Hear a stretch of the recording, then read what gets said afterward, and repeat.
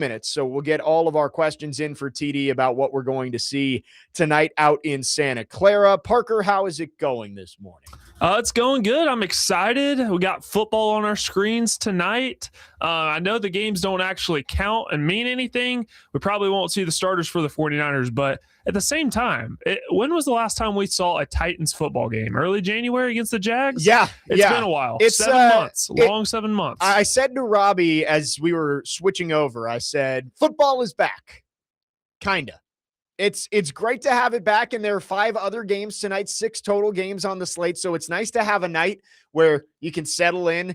Titans game's a little bit of a later start, but you can settle in, watch some of the games earlier on, and then the Titans tonight. Starters going to play at least a little bit. Robert Saleh said everybody who is healthy is going to play, but who knows how long that is. A lot of it's probably going to depend on how they do. Before we get into the Titans, we're going to spend most of the show on the Titans today. I did want to get to the story that came out this morning about Jayden Daniels. Did you see this, Parker?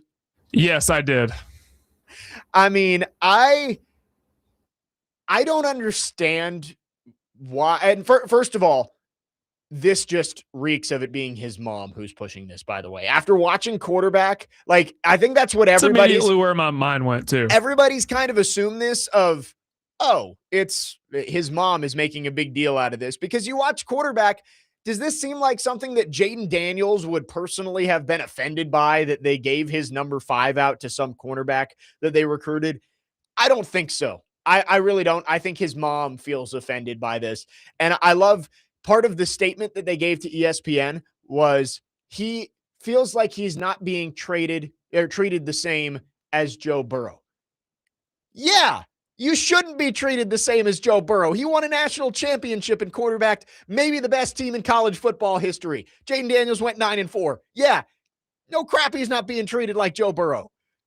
At the same time, though, people are always going to remember Jayden Daniels fondly at LSU because he won a Heisman Trophy.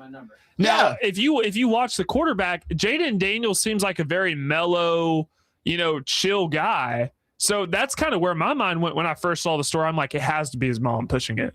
Right. It does not seem like this is something Jayden Daniels would do. They said that LSU is no longer allowed to use his NIL, which is strange because I just always thought colleges can use their former players and no one ever seems to have a problem with it.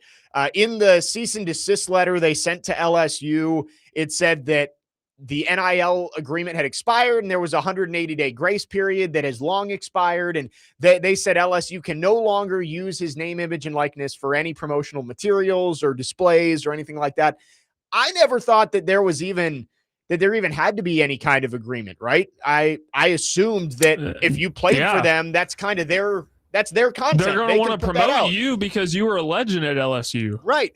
And that it always felt like that was a symbiotic relationship of former players at these colleges love to continue to be marketed by their colleges. However well they did, they get pushed out and their publicity is raised because the college continues to pub what they did while they went to school there. And for the college, they can say, look, we had a Heisman Trophy winner in Jayden Daniels who went here. But for Jayden Daniels to act like he deserves to be treated the same as Joe Burrow is just ludicrous. Yes, he was phenomenal during his Heisman campaign.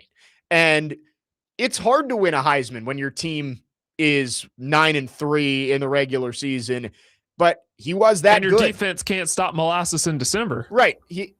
40 touchdowns, 4 interceptions, 3,800 yards in 12 games. He was sensational his final year at LSU. But they won 9 games. Joe Burrow, again, led LSU to maybe the greatest season in college football history and had maybe the greatest quarterback season in college football history and won a national championship. That is the big dividing factor here. Joe Burrow is the face of LSU football, at least over the last 15 years. That is who people think of when they think of LSU football because he won a national championship and was just sensational that season. Jayden Daniels was great. They lost to Florida State back-to-back years to open up their season with Jayden Daniels as their quarterback. Not saying that he doesn't deserve his flowers, but making a big deal over Lane Kiffin promising the number 5 to somebody in a recruiting pitch, it's ludicrous to me. But the guy that's wearing it is a 5-star. It's not like he's some, backup or anything or some walk-on. Like it's a highly rated recruit in DJ Pickett. So yeah, it's not disrespectful. We all know when comparing Jayden Daniels and Joe Burrow, we all know who's the clear-cut choice of who's the best out of that group. So it's not disrespectful to Jayden Daniels. This is his mom. This is totally his mom. Right. This is not Jayden Daniels. Well, and Dustin from Hopkinsville points out on the text line, like, really, you're going to let your mom do this? Does this not? You can make your own decisions. I get she's technically your agent, but you're a grown up, right? It's really strange to me. I'm not saying this taints his legacy, right? Like, it does not taint his legacy. I think people will always remember him as a great quarterback at LSU, but it's like to slap the school that helped you get to where you were and where you are now. I feel like that was very strange of him to do this. And I wonder if the relationship between LSU and Jayden Daniels is going to be the same. Rick says Joe Burrow had Justin Jefferson and Jamar Chase and the highest paid roster in college football. Jayden Daniels had Malik Neighbors and Brian Thomas Jr. Like I understand Jefferson and Chase probably better, but it's not like Jayden Daniels was on some scrub team and pulled them to 9 wins. Yeah, Jayden Daniels, that team could have won a national championship if they had a good if they even had a top 25 defense to pair with the offense. But that defense was so atrocious, they lost 3 games and didn't even end up making the playoff. Rick says I'd take Jayden over Burrow. I don't know if you're talking about right now, but if you're saying you'd take Jayden at LSU over Burrow over LSU, drugs. I mean, that is drugs. Can people just not forget how incredible Joe Burrow was that season? I was at the playoff game versus Oklahoma when he had 8 touchdowns. The semifinal game against Oklahoma, maybe one of the greatest quarterbacking performances we've ever seen. I mean, in the first half, he had 6 touchdowns? 7. And then he had I think it was a rushing touchdown in the second half to open the second half, and then they just pulled the starters because they had already whooped Oklahoma. It's ridiculous. Game was over after the first half. Yeah. Game might have been over at the beginning of the second quarter. He was so special in that final season at LSU. And Jayden Daniels was very good too. He was a worthy Heisman winner in his 2023 when he won the Heisman. So, but that year there was a debate about, him or Michael Penix winning the Heisman. There was no debate with Joe Burrow. Again, Joe Burrow's 2019 season that led to the 2020 national championship is one of the greatest quarterback seasons ever in college football. And it is one of the best team seasons in college football. I'd be willing to say it's the best. People can debate that, but it definitely deserves to be in the conversation of one of the greatest seasons by a quarterback and a team in college football ever. Jayden Daniels should be revered at LSU, right? He should be remembered. They should honor him. But to complain that you're not being treated like Joe Burrow, you're not on the same level. You didn't win a national championship at LSU. When you win a national championship, it takes you to a completely different level. Jayden Daniels, great player, won a Heisman. This is something that should never have happened. And I think it's coming from his mom. Well, here's the thing too. It's just the truth. That's just the truth of the matter. But at the same time, if you use that as a chip on your shoulder and you go out and you perform and stay healthy in the NFL and you eclipse more than Joe Burrow has, maybe LSU will remember you a little bit differently. Right. Yeah, that is true. Like if you go win a couple of Super Bowls, then things will probably change a little bit. But if you're talking about just what they did for Louisiana State University while they played there, Joe Burrow and Jayden Daniels are in completely different tiers, right? And Jayden Daniels is in an elite tier, but Joe Burrow is the pinnacle of LSU football. You won a national championship, you won the Heisman, and it maybe was the greatest college football season of all time. Jayden Daniels needs to kind of know his place here. And this is This is not something that's going to help your brand, and I hope his mom knows that, because I do think that she is behind this. 615-737-1025 is our phone number. Let's go to the phone lines, driven by WilsonCountyHyundai.com. Dustin in Hopkinsville is called in. Dustin, thanks for calling. Go ahead. Good morning, guys. This one may get the show off the rails. Timing is everything, and you ain't done nothing yet to me, buddy. You had one great season. You've had a bad injury.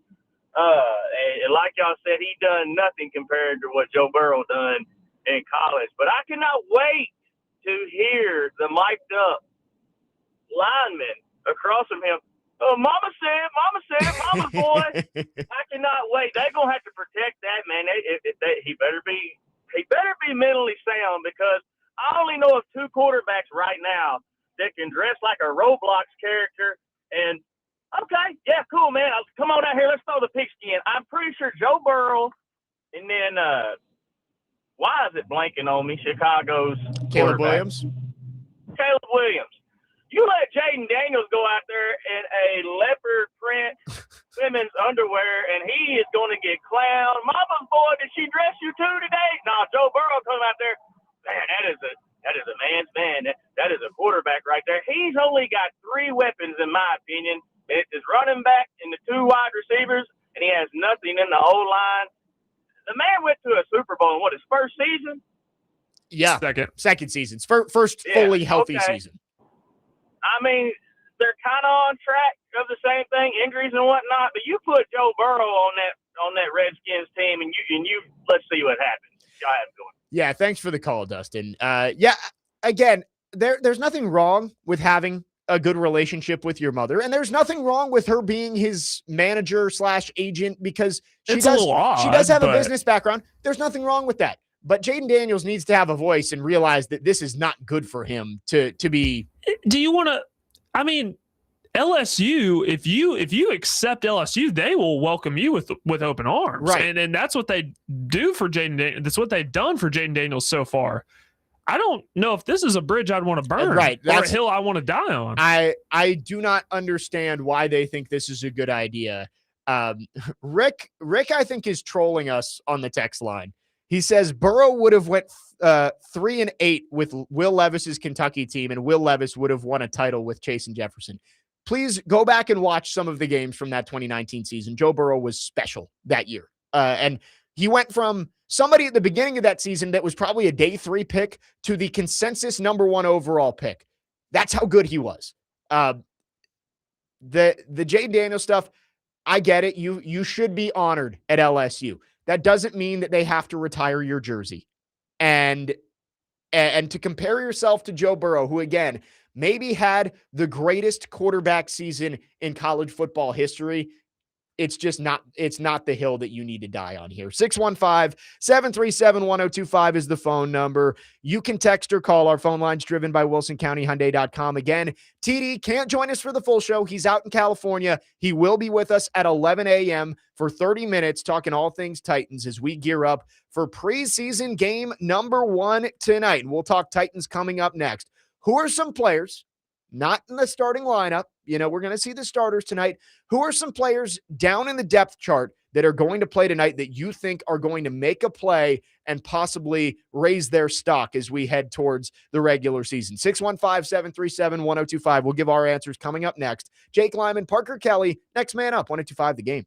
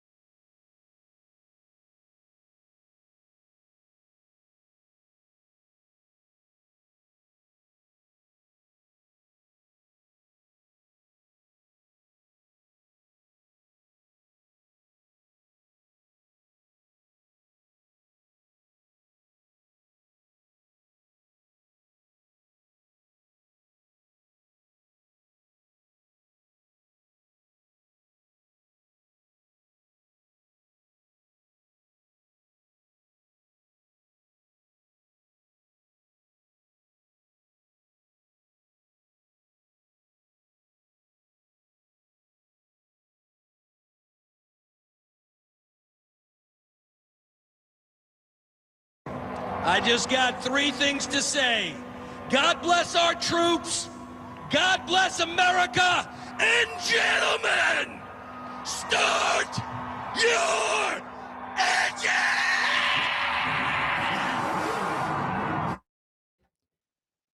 It is the first night of many over the next 6 months that we will have multiple football games on our screens at the same time. 6 NFL games tonight. I know it's preseason. We've still got time to go until meaningful football, but it's something. It's something. And I'm excited tonight.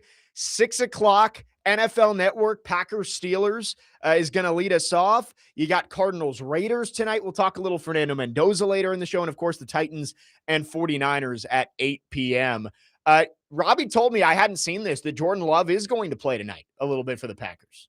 Really? Yeah. They were talking about yesterday on NFL Live if Aaron Rodgers was going to play or not. I doubt he's going to play. I would hope he wouldn't, right? What does Aaron Rodgers need with preseason reps at this Nothing. point? So it was Louis Riddick and Booger McFarland yesterday on NFL Live, and they were basically talking about how preseason football doesn't matter and that sort of thing unless you're a rookie or a second-year player, that sort of thing. And yeah, they're right. I'm just excited just because football's on. That's all I'm excited about. So it was kind of killing the mood a little bit yesterday. It's exciting that football is going to be on. And for the Steelers-Packers game, you're going to see some of the young quarterbacks for the Steelers, Aller and Howard, and get to see my boy Tyrod Taylor for the Packers. So I'm fired up about that. Before we get into the Titans, 9064 said makes a very good point that isn't brought up about the Jayden Daniels situation. Nobody is bringing up the Lane Kiffin element of this. He loves to throw tradition in the trash and make people less important than him. He's the one that let this kid have the number 5. I guarantee Jayden Daniels' mom isn't a fan of him either. Absolutely contributed to this. I do agree with that part of it of this may be trying to take a jab at Lane Kiffin, but I think the fan base at LSU and the national football fan base is viewing Jayden Daniels in a bad light because of this, not Lane Kiffin. I do understand that Lane Kiffin probably is part of this, and I have no problem with him giving out the number 5, right? Like, it's not retired. They can give that number out. You got 85 guys on the roster, or 85 scholarship guys plus walk-ons. You can't retire every number of players who have played well at LSU. But I do understand that this probably is a jab at Lane Kiffin, who is not well liked by a lot of people. So I do understand. I don't think this has much to do with Lane Kiffin, if I'm being honest.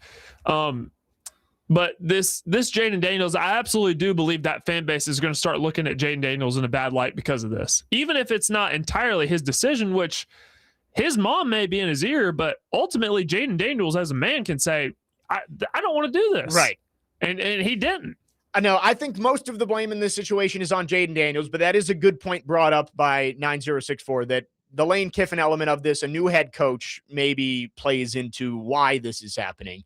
All right, let's talk Titans here. Titans 49ers, 8 o'clock tonight. I want to get some breakout players here, Parker. Let's start with the offense. We're not talking about the starters because obviously everybody's excited to see what Carnell Tate does in his first actual game setting out there. Everyone wants to see what Cam Ward does, the starting offensive line. But let's go beyond the top line of the depth chart. Who is an offensive backup to watch tonight? Somebody who is further down on the roster, maybe not like a bubble roster guy, somebody who might make the team, might be a practice squad guy that you think is going to make a play tonight in Santa Clara. I got 2 that come to mind immediately. The first one is wide receiver Hank Beatty, rookie out of Illinois. He's been making a lot of plays. When they brought him in, I'm like, okay, this is just a camp body. But he's gotten himself some meaningful reps, and he's kind of like Mason Kinsey in the way they're just always around the football and just making catches, even if it's not, a 15-yard gain or something like that. He's just always catching the football. So I think that he'll make a play tonight. He caught a 17-yard pass from Will Levis in the scrimmage on Friday night on 3rd and 18. So he'll make a play. And then Jaron Kanak. Those are the two guys I was thinking of. Yeah. Those are just 2 guys that come to mind for me. Those are the 2 guys I was thinking of. With Hank Beatty, I think heading into the offseason work, when we looked at the undrafted free agent wide receivers, a lot of people were circling Tyron Montgomery, who came from, what's the D3 school? John Carroll University. Really good football team. And a lot of people thought maybe he was the diamond in the rough. It seems like Hank Beatty has been the guy to watch, actually. So I did write him down. I wrote down the mechanic, Jaron Kanik, to possibly get in the end zone. I also am really excited to see some of the running backs because we've heard from TD that Kalel Mullings has looked more explosive in his second year after spending most of last year injured. And Nick Singleton, this is the first chance we're going to get to see the rookie out of Penn State in a game setting. The running backs are really tough to judge in practice because you're not taking anybody to the ground. Like with wide receivers, if they get open, they catch the football. Yeah, maybe you can't quite tell what they do after the catch, but you can get a good judgment on how those guys are playing. With the running backs, it's tough because, sure, they break through the line of scrimmage, but would they have been tackled if you actually could bring guys to the ground? I don't know. So I am excited to see what some of those young running backs do, Mullings, Singleton, in their first chance at a real game. Singleton had a touchdown in the scrimmage that actually wasn't called a touchdown because the refs were calling everything short and they weren't tackling.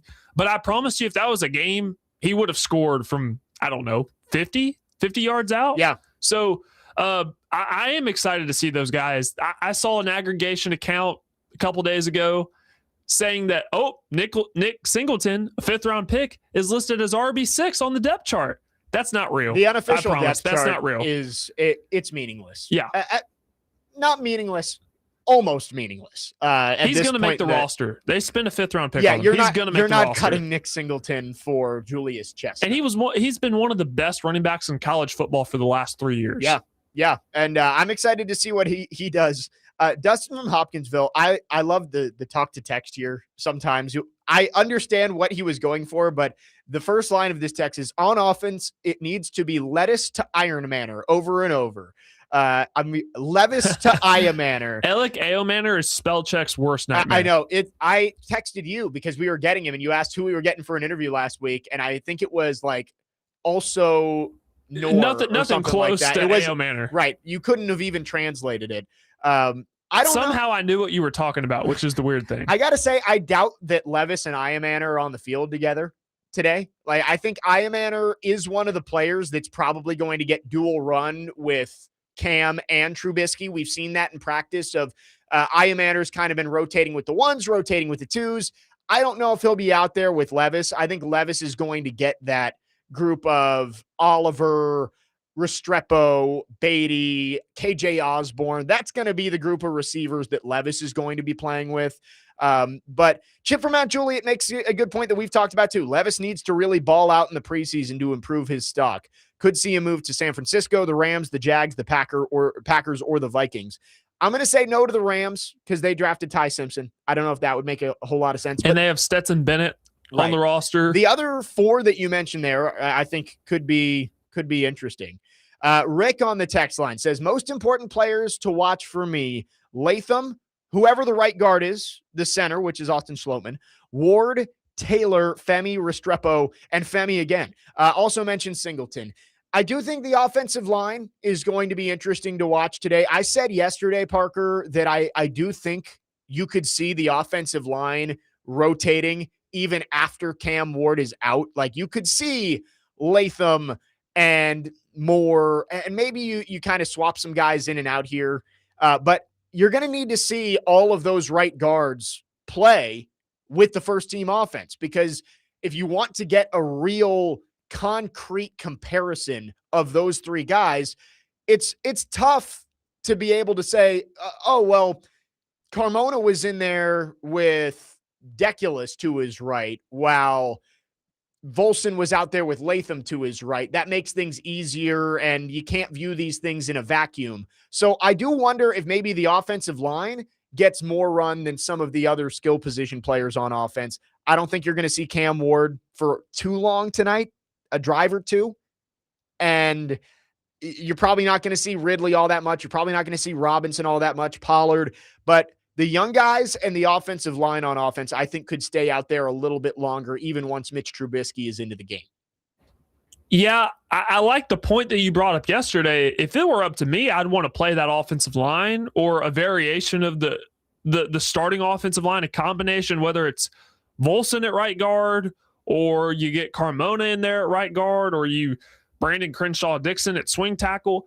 I'd want those guys out there for at least a quarter because that group is not experienced enough playing together. There's a lot of cohesiveness that is involved when playing the offensive line. Doesn't matter what position you are, you got to know what everybody's doing. That group just doesn't have enough experience playing together for them to get a couple of series and then come right out. They need to play a whole quarter. And Robert Saleh said everyone who's healthy is going to play. It will be that'll be the interesting part of the first half is going to be just how long does everybody stay out there. Again, I don't think Cam Ward is going to be out there all that long. I think it'll be a drive if it's a good drive, maybe 2 if it's not so good, at most 3 series for Cam Ward.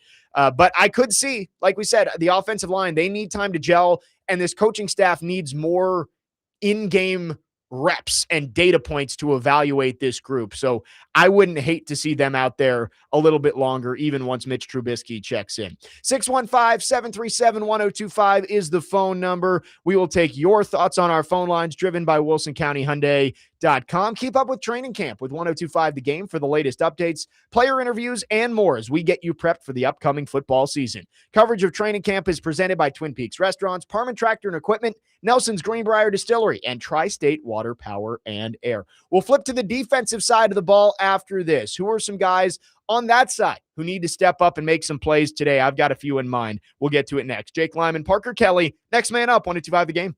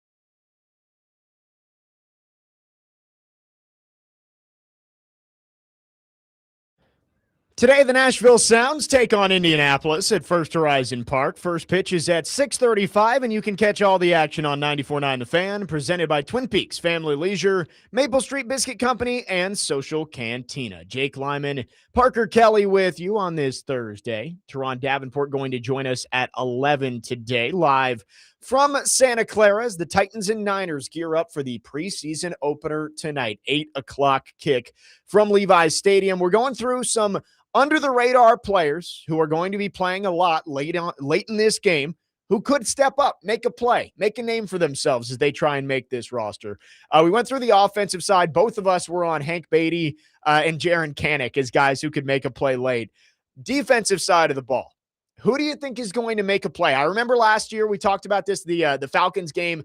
Kendall Brooks had the pick 6, and I don't know if he made the 53 initially. I don't believe he did, but he's still around, right? He's still on this 90-man roster right now. So who do you think is going to make a play tonight on the defensive side of the ball, Parker, that maybe you wouldn't be talking about as a regular season playmaker? Am I allowed to say Femi Oladejo? I put Femi down. I mean, he's not a starter, right? He's a rotational player. He's a rotational guy. I've just been impressed because he'll make a play. You know, when the pads came on last week, he made a couple plays that just made my eyebrows raise. People are way too quick to give up on Femi because he missed basically all of last year with the injury, and he before that played half of a season his senior year at UCLA as an edge rusher. Yep. So this guy doesn't have a lot of time on task, and he's learning a system that is going to be way more beneficial to him than whatever Denard Wilson was running with him. So I expect him to make a play tonight. I think he's somebody that Titans fans are going to have their eyes on pretty much any time he's on the field. And I think he's going to play a decent amount. He needs to play a decent amount. He missed 60%, 70% of his rookie season last year with the injury. So I think Femi needs to be out on the field a lot tonight. And I would like to see him flash at least a couple of times where it's like, all right, you're playing backup offensive lineman, and Femi looked like he was able to shed a block, get to the quarterback, shed a block, make a tackle for loss. I'd like to see Femi Oladejo make some plays tonight. In the secondary, I know you're a big fan of Keydrain Callaghan. And that's somebody that TD has talked about that is kind of on the border of the back end of the cornerback room. You know who the top 3 are going to be. Josh Williams is going to make the team. I think Michael Robinson's going to make the team. But there's some room for interpretation at the back end of this cornerback room. And I think Keydrain Callaghan is somebody that we should be keeping our eye on throughout the preseason. Yeah, he's one of these long, lanky corners, was an undrafted free agent a couple seasons ago coming out of Southeast Louisiana. He has a chip on his shoulder, but he's listed running with the second teams, although I've primarily seen him out there with the third team. He has got some reps with the twos. I don't know. He's been good for the most part, but then there are a couple plays he'll give up. Like he gave up a deep, I want to say deep post to Bryce Oliver during one of the last practices I saw. So, yeah, you know what? He is my guy. Keydrain will make a play tonight. Key also not good for autocorrect. Terrible. Changes to keychain. But how can you hate a guy named Keydrain Callaghan? I love it. I mean, like, what a name. Right. He needs to be a player for this team. So, Keydrain, it's great. Last thing on defense. One of the big stories of training camp so far has been how often the linebackers have flashed. And not the starting linebackers, Barton and Gray, although they've made some plays. James Williams, Anthony Hill. I want to see tonight, can those guys carry that over into preseason action, into a game setting? James Williams has been all over the field, forcing turnovers. Anthony Hill had a couple of picks last week off Mitch Trubisky.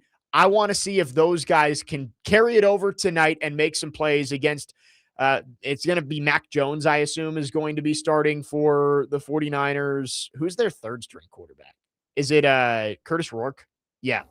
Curtis Rourke. So hey, how about it? I'd like to see James Williams and Anthony Hill when they get their opportunities tonight. I'd like to see at least one of them make some kind of play. That doesn't necessarily mean they have to force a turnover, but flash, show up where we're talking about them tomorrow morning. Like I want to see those young linebackers do something.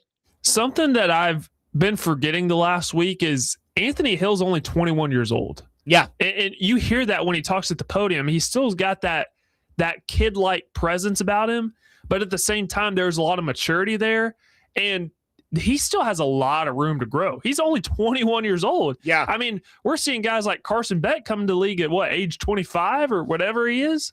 So this guy's got a lot of growth to do, but man, he was all over the place making plays that last week before this one leading up to joint practice week.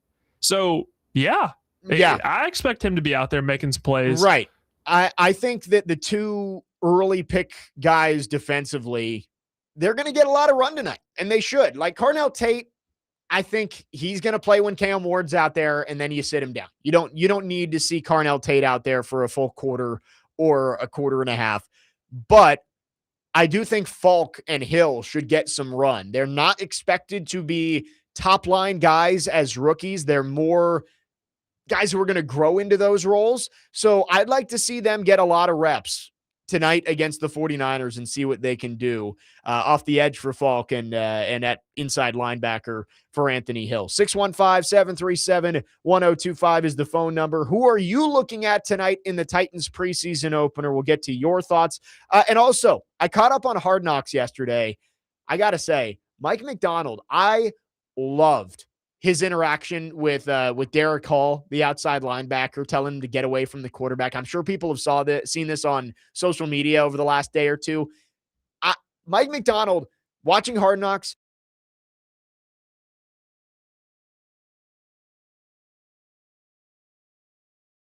is our phone number. You can also subscribe to our YouTube channel at 1025 The Game for live shows and exclusive content. Jake Lyman, Parker Kelley will wrap up hour number 1 after this on your Thursday morning. Next man up, 1025 The Game.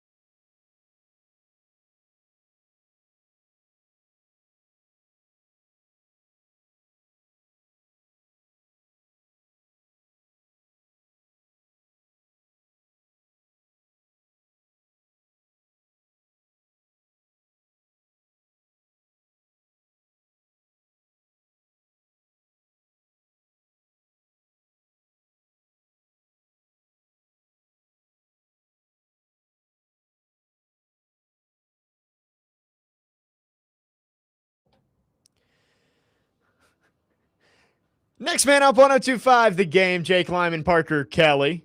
Finishing up the first hour on this Thursday morning. Again, if you tuned in for Turron Davenport, don't worry. He will be with us coming up in a little over an hour live from California, getting ready for the preseason opener tonight, Titans and 49ers. Quickly, the Hard Knocks music there. Before we get into Hard Knocks, don't leave it short on the YouTube chat. Asked, is there anyone on this roster that we think could replace Amani Hooker? And I know that's been a topic of conversation the last couple of days. Apparently, he had a rough joint practice out there against the 49ers. The short answer is no. Like, long term, I think you hope that Kevin Winston becomes your top guy on the back end of this defense, but they didn't really address the depth there substantially at safety. You signed Tony Adams, who's somebody who Robert Saleh is familiar with from his time with the Jets, and probably is your third safety this year. But outside of that, there's not any young guys that I look at in that safety room that say, all right, eventually that's the succession plan to play next to Kevin Winston. That's something that you're probably going to have to address in the draft over the next couple of years. And it doesn't, like, Amani Hooker was a 4th-round pick. Kevin Byard was a 3rd-round pick. Kevin Winston's a 3rd-round pick. Safety is not a position I think that they need to spend super high draft capital on, but I do think that next year, I think you're talking about safety being a possible target late on day 2, early on day 3 for the Titans, because no, they do not have anybody right now who could step into Amani Hooker's role and give you starting level production. Short and sweet. No. Tony Adams is okay. He's one of Saleh's guys, so that's why he came over. And Kendall Brooks is a perennial backup in this league, might even be running with the 3s on some of the better teams in the NFL. Yeah, so there's nobody. There was a little concern after the draft that the Titans didn't address the secondary at all, didn't draft any depth at corner, didn't draft any depth at safety. And I think you do look at both those rooms and say, it's thin. And if you see an injury to Hooker or Winston or Taylor or Flott, that room could end up going downhill rather quickly because there's just not a whole lot of depth there. So, short answer, no. Right now, they do not have anybody who could step in and replace Amani Hooker. So you got to hope that he regains his form this year and looks more like he did in 2024 than he did in 25. You played the Hard Knocks music coming back. I did catch up on Hard Knocks with the Seahawks earlier yesterday. And I really like Mike Macdonald. I know I had seen some stuff with him during the Super Bowl week. They did a long sit-down interview with him leading into the Super Bowl. At first, I wasn't a huge fan of having the Super Bowl champs on Hard Knocks, but I do think that it is a new perspective than what we're used to. Maybe I just didn't like change, and I'm used to having these horrible teams on Hard Knocks, and it's like I like to see them building from the ground up. But the new perspective of Mike Macdonald talking about, we've got the thing. We got the Lombardi Trophy last year. How do I keep this team motivated to keep chasing the next thing? I thought that whole sequence of him talking to his coaching staff and to the front office was very interesting, because that is something you have to worry about. When you win a Super Bowl, how do you keep the team motivated when they have reached the pinnacle of pro football to try and strive and get back there the next year? I think it's a lot harder, too, when you are the best and you're being chased versus being the chaser. So I applaud Mike Macdonald. I think he's honestly been the spotlight more than anybody else. You know, he's been the protagonist. He's been the guy that we're all talking about after the first couple of episodes. And I know you're going to get to it. His exchange with Derek Hall in practice, that's getting a lot of traction, a lot of run on social media. Awesome. Having an alpha male running your practice like that, what's so great about it is Mike Macdonald truly is just your average football guy. Yeah. Like he's one of us. Right. But he turns it on in practice. Yeah. And he commands respect. And he set the tone just like Robert Saleh did. I wish we could play it, but there would be way too much editing needed to make it safe for air. Yeah, a couple bleeps in there. More than a couple from both of them going back and forth. But number one rule in practice across all of football is stay away from the quarterback, right? And that doesn't mean just don't hit the quarterback. We saw with Femi Oladejo last week he got a little bit too close to Mitch Trubisky, and Trubisky hit his hand on his helmet, ended up being okay, but that's the type of thing. If Sam Darnold hits his hand on Derek Hall's helmet and misses 2 months, that changes your season. And it sends you to a completely different area of the NFL, from being a contender to go back-to-back to a team that just has to fight and claw until Sam Darnold could come back. So that, if you missed it, the gist of the exchange was stay the bleep away from the quarterback. And I just love, you can complain all you want. It turns out I'm the one who's running this practice. Not you. Stay away from the quarterback. And they hugged it out. They were able to talk about it after practice, and everything was good. But you need that intensity and you need that command from your head coach. I thought that was great. It's always, sometimes I have that thought that crosses my mind. How do you coach a guy that is just making tens of millions of dollars at the professional level? Well, Mike McDonald showed us all how it's done. Right. You set the tone at practice and you run it. And if people don't abide, then you kick them to the side. It seems like he's got a really nice balance of being a coach that the players like and enjoy playing for. Absolutely. But also, he's going to get after you. And Derek Hall, they made up after the fact. Right. They're good. I've seen this. There's no hard feelings with Vandy. Like, I think it kind of reminded me of what I've seen with Shea Ralph, of a player that all the players love. And you see off the field, on the road, there's just so much love there in a family atmosphere. But you get on the court, they're going to respect her, and Shea's going to demand a lot from you. I think Mike McDonald, I saw a lot of the same dynamic too, which I think just makes for a great coach. And obviously we've seen Super Bowl champions. The proof is in the pudding. Some other funny things from the first couple episodes of Hard Knocks, the shadow boxing stuff, I thought was so strange, but also kind of hilarious. That's something that they just do all around the facility, of like, they called it like an advanced version of rock, paper, scissors. I thought that was done. Like, I thought that had its place like a couple years ago, and now people are doing it again. I thought it was great. I thought it was done. And then my favorite part from the first 2 episodes of Hard Knocks was the kid screaming for Jackson Smith and Jigba after practice. The JSN. Oh, it was so good. And that's what makes training camp fun. And we talked to Cody Barton about this last week when he came and visited with us. For those kids going out there, like, that's a dream come true. And Cody Barton said, though, they came out there, they stood in line, they're waiting out there. I'm going to make sure all of them feel like they have a moment that they can take home. Like, I'm going to go high. I may not be able to sign something for them, but I'm going to go give high fives. And it is cool to see the kids out there at training camp and the excitement and the love for the game that they have, and the love for these players that they have. I like the moment where the wide receivers coach was talking to all the other coaches about JSN, how, like, they all know he's one of the best in the league, but he still attacks every day like he has something to prove. And then that they go to that exchange when it's just the wide receiver coach and JSN in the film room together, and they're going back and forth. I love that. I love that part. JSN, that dude's special.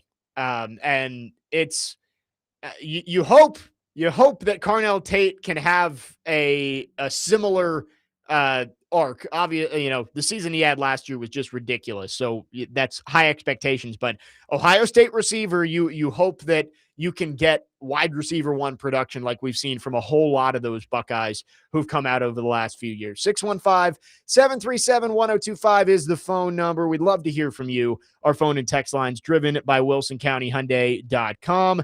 Chiba Hut is now open in Clarksville. 1025 The Game's Chase and Big Joe will be out at the new Chiba Hut location in Clarksville, located at 419 Riverside Drive tomorrow from noon to 3. Come experience legendary toasted subs, crave-worthy munchies, beer, wine, and sweet treats. Whether you're grabbing lunch, dinner, or meeting up with friends, they've got your next meal covered. Stop by Chiba Hut today and see what it's all about.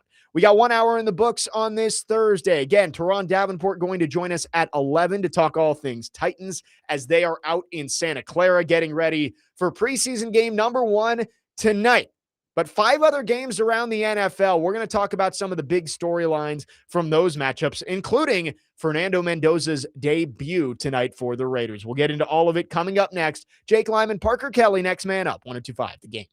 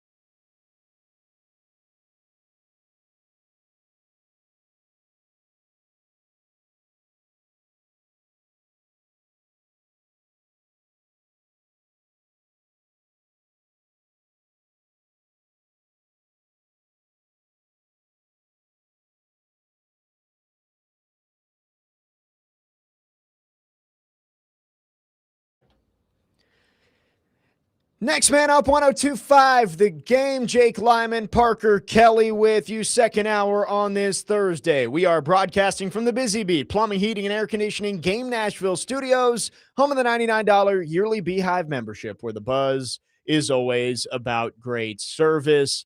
Turron Davenport going to join us in just under an hour live from Santa Clara. Titans and 49ers preseason opener tonight.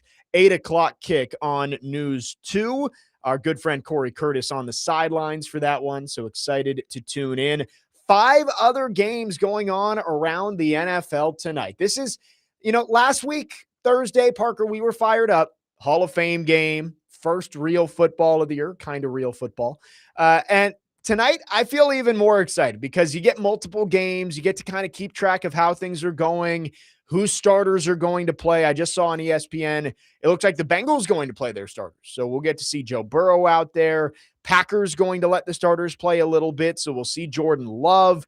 But I think the big story of tonight across the entire NFL is the Raiders at home at Allegiant Stadium hosting the Cardinals. Fernando Mendoza going to make his pseudo NFL debut tonight. We'll get to see what the number one pick looks like for the first time this year.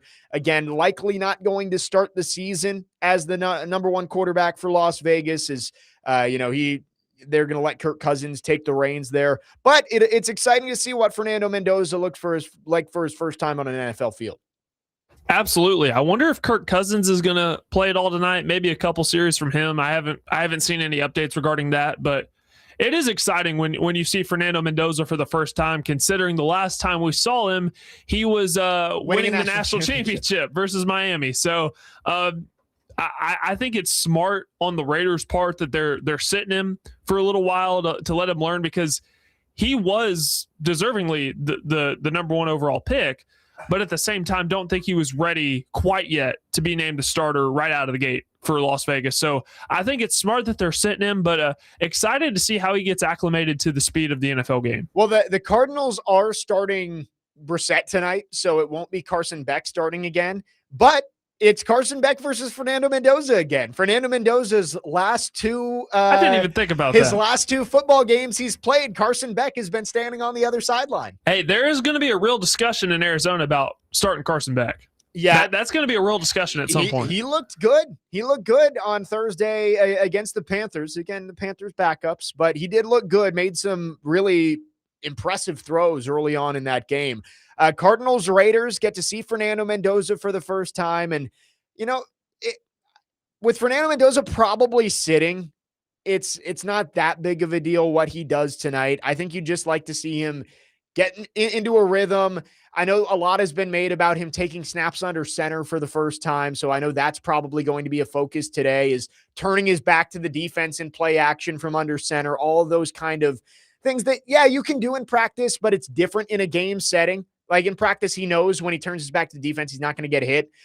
He's going to have to deal with a whole lot more and a lot more factors tonight. So I think that one, it's not on NFL Network, but I'm going to try and find a way to watch at least some of what Fernando Mendoza does tonight against the Cardinals. Is it one of those YouTube TV, pull out the three box, 4 box? It might be. It might be a YouTube TV like quad box night for the preseason with lots of games going on that have just to feel something again. They have intrigue for different reasons, right? Like, I don't know exactly how much. I don't think the Patriots are playing their starters tonight. I don't think the Colts are playing. I know Anthony Richardson is starting for the Colts, and we can talk about that in a second. But Packers Steelers has some intrigue. Cardinals Raiders, Lions Bengals, Titans 49ers, of course. So yeah, it might be a multi-screen type of night for the preseason. Yeah, Drew Aller, who the Steelers just drafted this year in the 3rd round, and then you have Will Howard, who supposedly everything we've been hearing out of Pittsburgh is they really like Will Howard in the building. Yeah, but yet they drafted Drew Aller in the 3rd round. Yeah, that never made sense to me. That is going to be something to watch. I guess Howard wasn't Mike McCarthy's guy. He wasn't around when they made that pick, but he has raved about Will Howard. Like, Mike McCarthy has talked about Will Howard as somebody they view as a developmental piece that they think can progress.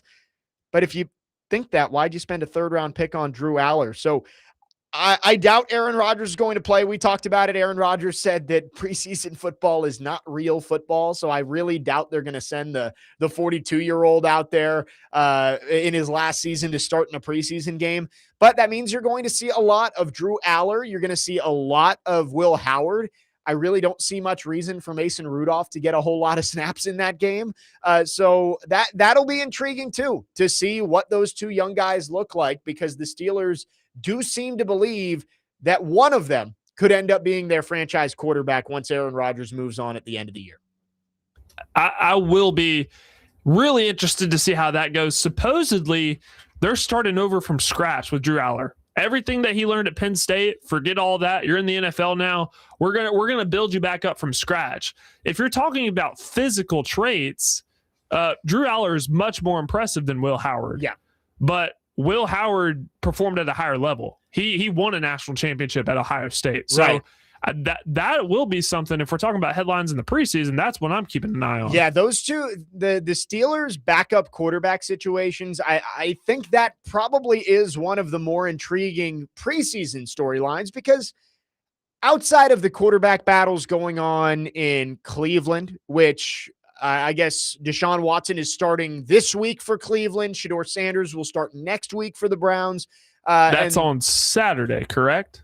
Yes, it is. Yes, Saturday afternoon against the Bears. So that's an intriguing storyline because a job is actually up for grabs. Of course, the Falcons, once Michael Penix gets healthy, who Michael Penix has a great ACL, apparently. Did you see this yesterday?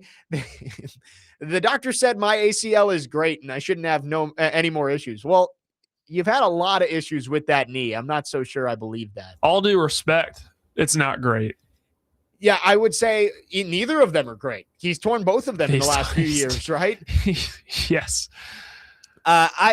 He's behind the 8 ball because Tua's getting first team reps right now because Michael Penix just can't go fully yet. Right. I think Penix is in a better situation than JJ McCarthy, obviously, because McCarthy, I'm not sure McCarthy ever really stood a chance for that job. The fact that they named Kyler Murray the starter before the first preseason game tells you that was kind of a sham of a quarterback competition anyway. Kyler Murray chose Minnesota. He chose to go there. He knew what the situation was when he made that call.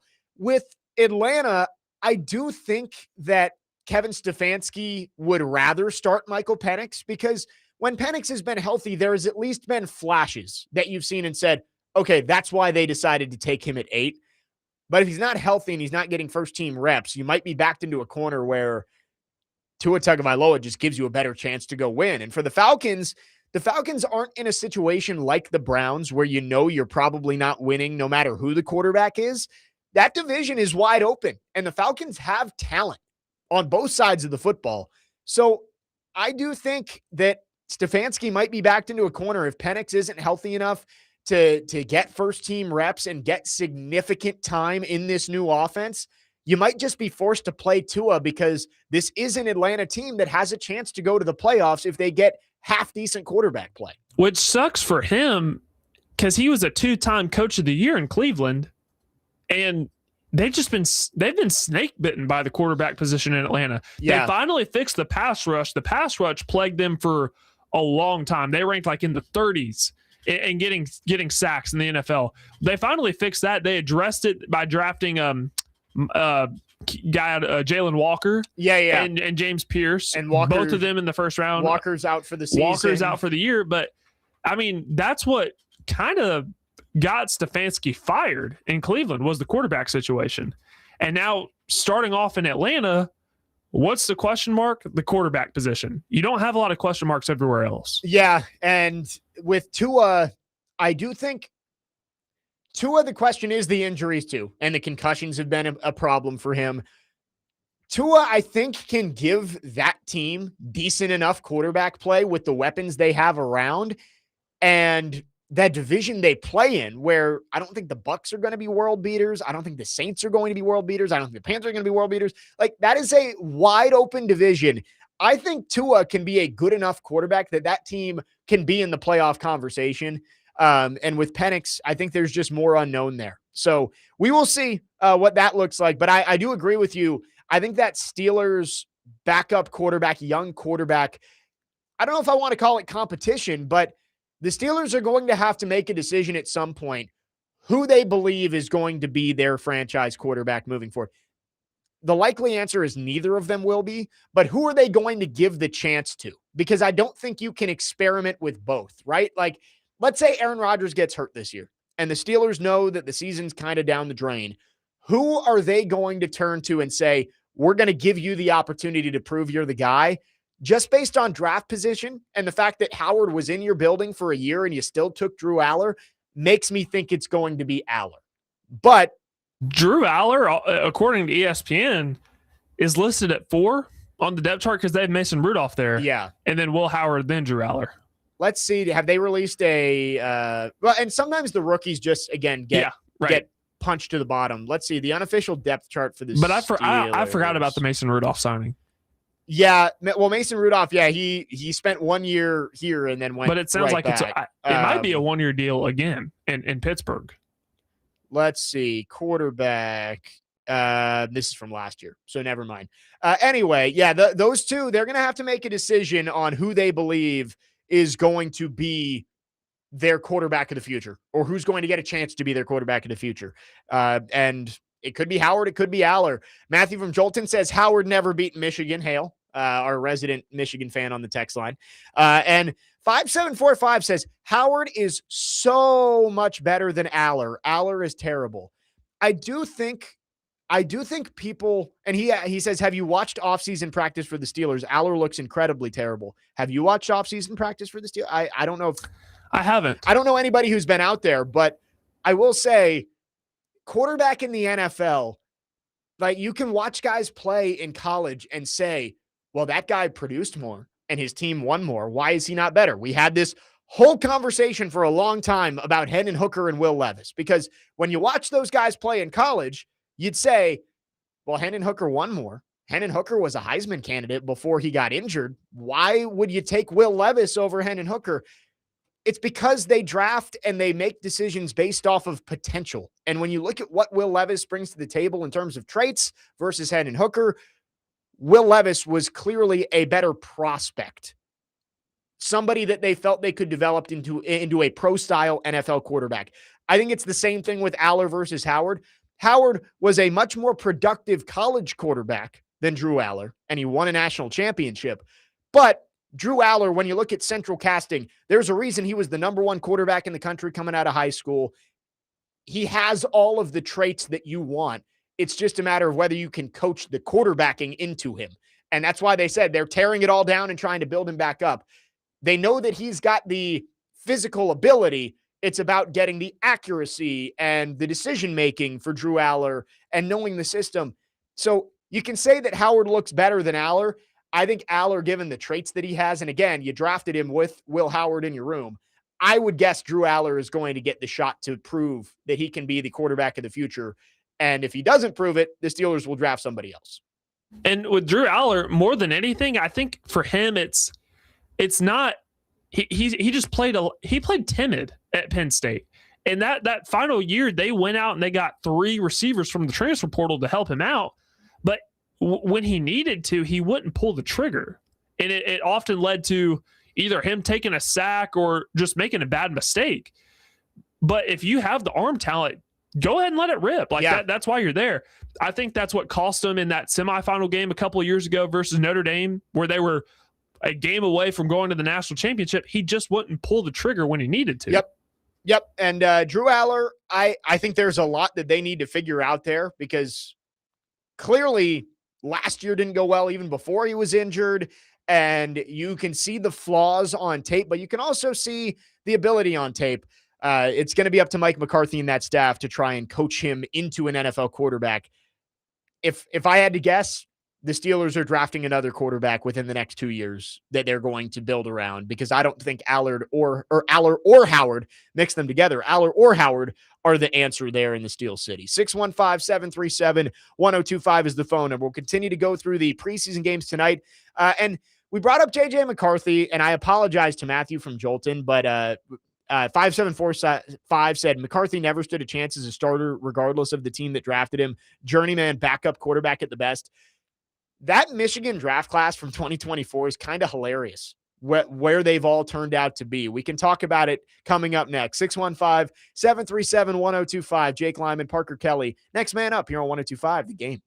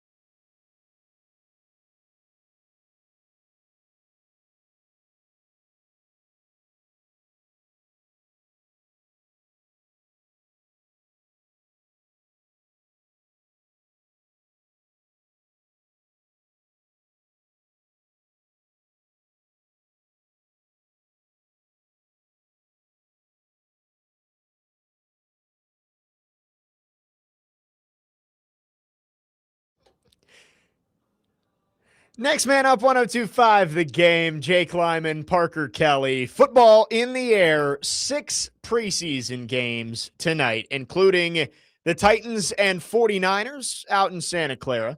Turron Davenport will join us at the top of the hour to fill us in on everything from joint practice on Tuesday and get us ready for preseason game number 1 tonight. We're going through some of the other games, and we got into the quarterback battles, and JJ McCarthy got brought up. And there have been a lot of people since the news Tuesday that Kyler Murray was named the starter and JJ McCarthy, basically just 1 year into his NFL career, because again, he didn't play back in 2024, has been benched. And you look through the 13 draft picks for Michigan in that 2024 draft. You could argue 2 have turned into decent NFL players. A.J. Barner, of course, with the Seahawks has turned into a really good tight end. He had a touchdown in the Super Bowl last year. And Blake Corum, him and Kyron Williams make up a solid 1-2 punch. You're talking about 24. The 24 13-man class. Michigan had 13 players drafted, and almost all of them. Was this the year after Aiden Hutchinson was drafted? This was the year they won the national championship. They won the championship, and then 13 players got drafted off that team. So it was 2 years after Hutchinson. 2 years. Okay, gotcha. Because Hutchinson was the 2022 draft. That was the A.J. Brown trade draft. So 13 guys, and really only 2 have turned into players. Sandra Still, who I think a lot of people were expecting to be a good player. Yeah. He's still a starter in the league, but he had a 52.7 PFF grade.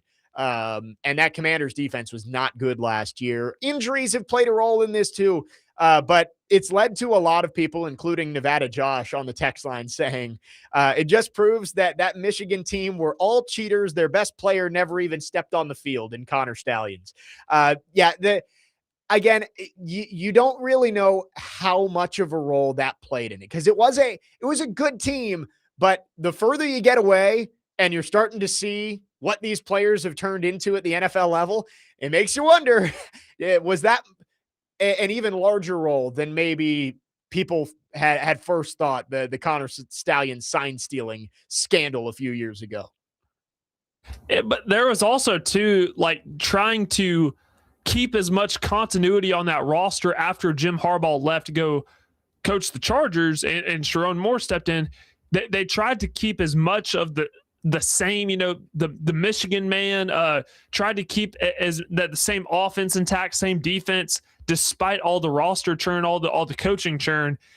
And I just think it backfired on him. That's why I'm so excited about Kyle Whittingham coming in, because it's somebody outside of the Michigan circle, but it's a guy that's had success. And one of the things that he's known for is developing players at Utah. Yeah. And now you get to go to Michigan, where there's a plethora of 5 stars and 4 stars everywhere. Yeah, you're hoping that this ends what was a successful but tumultuous era of Michigan football. I mean, you won a national championship, but what did it cost? With all of the scandals that have rolled through Ann Arbor over the past few years. Jeremy in Clarksville says the job of a college coach and those players are to win a championship, not to produce NFL players. Coaches don't keep their job because they produce pros. Totally understand that. I'm just saying that the lack of success at the next level for that team specifically might show you that the behind the scenes stuff going on maybe played a larger role. Anyway, back to some of the headlines tonight around the NFL. We talked about that Cardinals-Raiders game. Going to see Jeremiah Love in action for the first time today. Jeremiah Love was a very popular figure around here throughout the months of February, March, and most of April. And he'll make his debut for the Cardinals tonight, who are going to play their starters. So that'll be exciting to watch. Jeremiah Love, the second highest paid running back in the NFL, Jeremiah Love? Yes, most guaranteed money for a running back ever in Jeremiah Love. How about this, the matchup? Just like, I know they don't play each other. We had this conversation about Dejon Stribling and Carnell Tate yesterday, but quarterback Fernando Mendoza and Carson Beck, who again, last squared off in the national championship, both going to play tonight. Jeremiah Love, Ashton Genty, both top 10 picks at running back the last few years. Brock Bowers, Trey McBride at tight end. I don't know if Bowers is going to play, but you got the 2 best tight ends in the league. I would doubt it. Like, that's actually a pretty fun matchup. I hope I hope that's what we get. I hope we see the starters for a couple of drives because it'll make these preseason matchups more intriguing and maybe have a bigger audience pool. Let's see. The Cardinals said that they were going to play their starters. I don't know if the Raiders have announced that yet. Kubiak mentioned that the starters will play and that Mendoza could get some snaps with a few members of the first team offensive line. So there you go. It looks like we will see Bowers and McBride out there, at least as it stands right now. That's something they could do if Kirk Cousins goes out there for a couple series. He's one of those guys. He's been there, done that. But that offensive line, also similar to the Titans, just don't have a lot of time on task playing together. Yeah. So you get Fernando Mendoza out there, get him some reps with the ones. That's only beneficial to him. Yeah, right. And I think that it'll be fun to watch that matchup tonight. That is 7:00 kick, Cardinals Raiders in Las Vegas. One of 6 games tonight. Lions, Bengals, and Packers, Steelers lead it off at 6. Then Colts, Patriots at 6:30. Cardinals, Raiders at 7. Chargers, Texans also at 7. And then the night ends, 8:00 kick, Titans and 49ers. Excited for it. We will have plenty to preview the Titans and Niners tonight out in Santa Clara. Again, TD is going to join us coming up at 11 a.m. We'll keep talking NFL after this.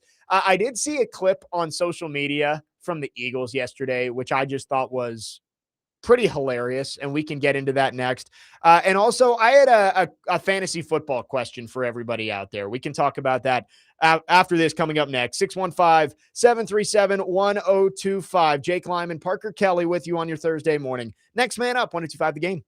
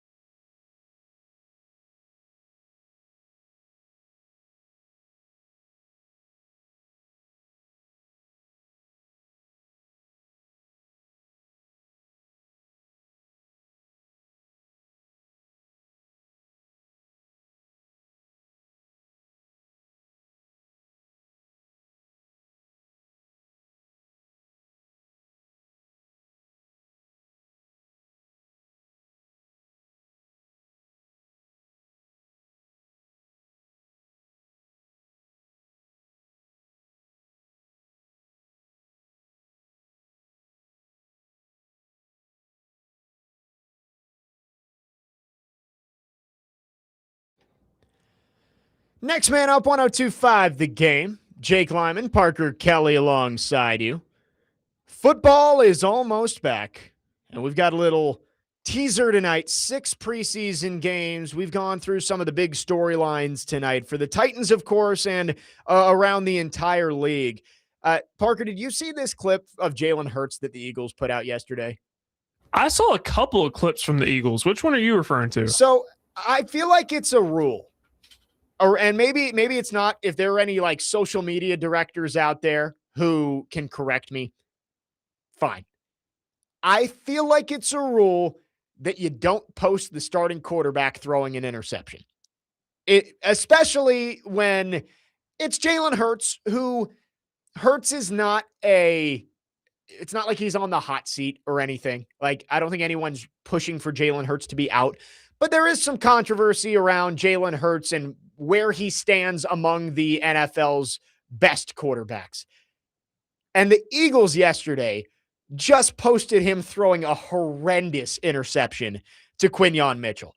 And I get you want to showcase your defensive players too, but maybe find an angle that doesn't show Jalen Hurts with a clean pocket, just throwing it right in between the 2 and the 7 on his jersey. Like, I saw that and I'm like, I cannot believe they posted this.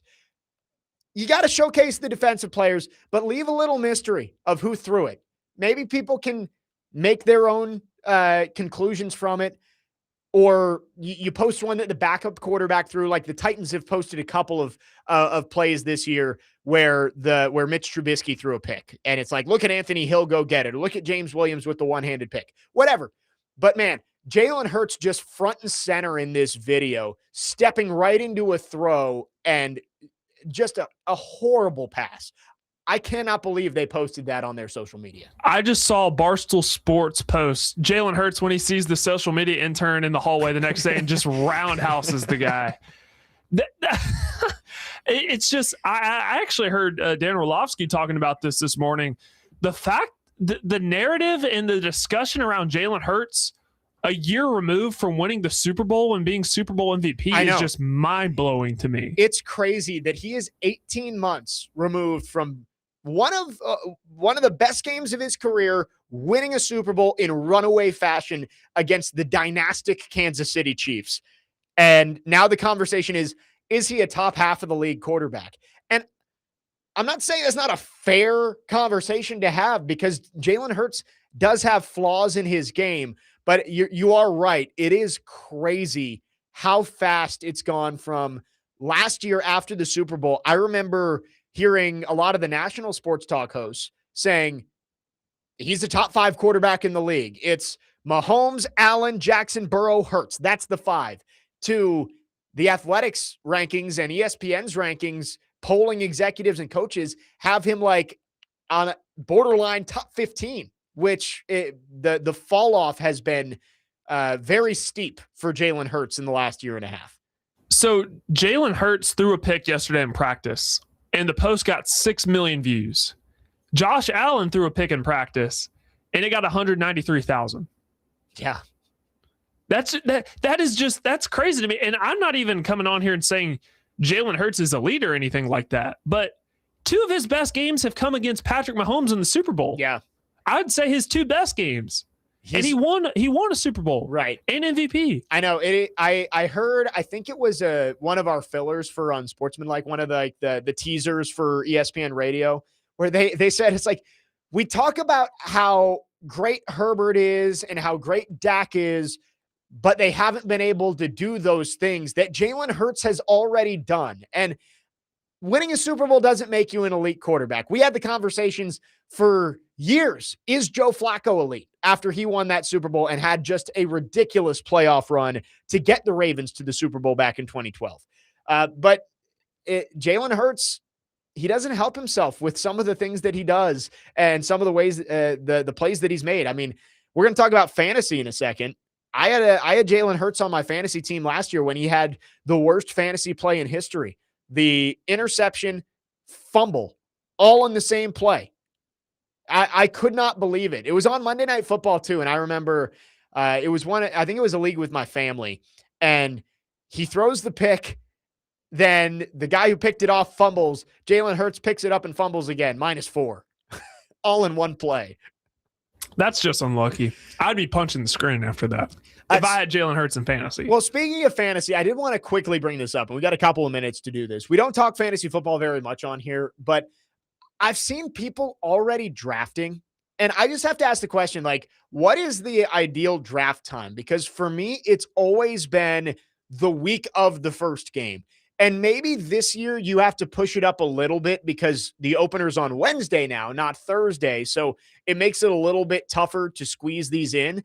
But I've always thought Labor Day week at the very earliest, like that first week of college football, a week before the NFL starts, that's kind of where I set the limit because you don't want to have injuries. I think you don't know enough at that point. I've always thought fantasy drafts like a week before the season starts is the earliest that I want to do them. But I'm seeing a lot of people doing them right now. I've had people text me saying that they're doing fantasy drafts a month before the season starts.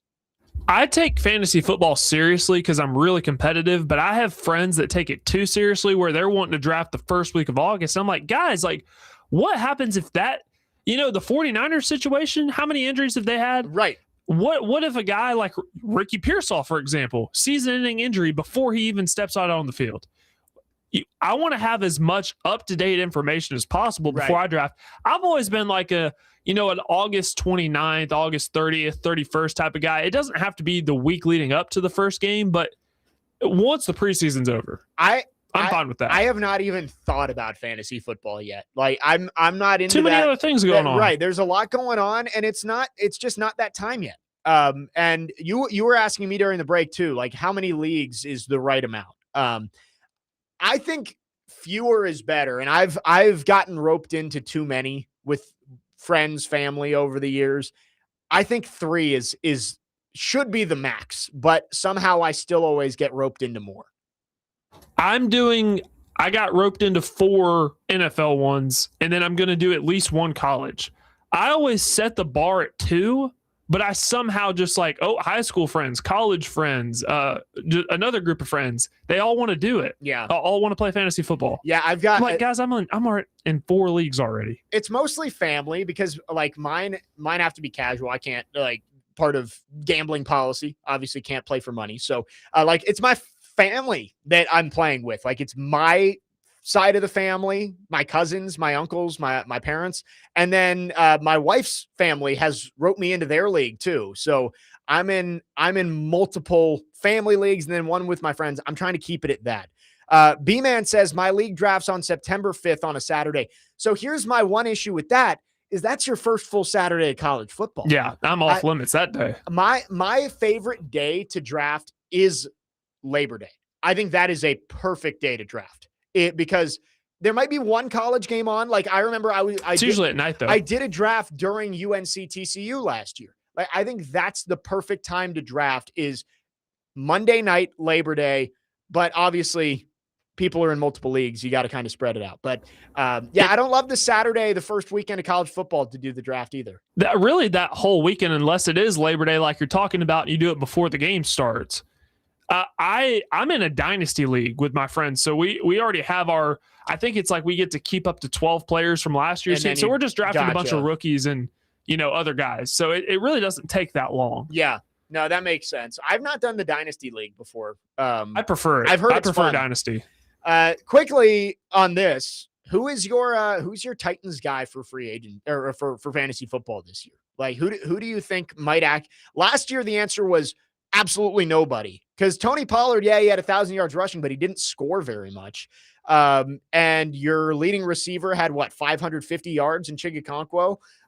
Who would be your fantasy guy that you think might actually break out this year for the Titans? Wandale Robinson. That's just because he gets all the or most of the receptions. Right. That was my thought too of like PPR. Wandale Robinson might actually be a pretty good pick. Yeah, you can get 15 points easy per week for Wandale. Right, because he's had close to 100 catches each of the last 2 years. Yeah, probably not going to be a starter unless your team is just really bad. Yeah, and maybe like a flex. I think he's probably in that range. One of your starters has a bye week. You need somebody to come in and get you at least 15 points. Yeah, and then I think like Carnell Tate Could be in there. We Carnell just got to Tate's see. probably got to be like, I don't think he can be one of your starters, but he could be a guy you draft midway through if he's still there. I have no idea when he's going in these drafts, but somebody who maybe by the end of the year steps into your starting lineup with injuries and stuff like that. But yeah, I don't think right off the bat he's in that conversation. And I don't know the way you do it in your leagues. Usually there are some leagues that just draft an entire defense. One of the leagues I don't I'm do in, independent players. we draft linebackers and safeties. So maybe Cedric Gray.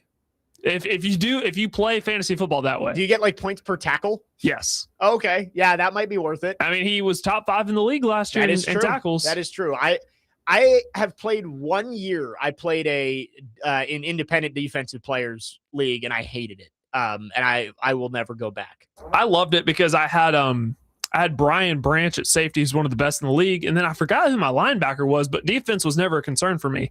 I think I had Fred Warner, maybe. That's a good pick. So yeah, Fred Warner, tackles, and Brian Branch, forces turnovers. Yeah. Have you ever seen the TV show The League? Yes, I have. Okay. Yeah. That's some of my friends have been rewatching it lately, and I love that show so much. It was such a great idea for a show to frame a TV show around a fantasy football league, and because that's what guys like, right? Oh my God, it's so funny. I mean, you don't hear guys talking about like fantasy baseball.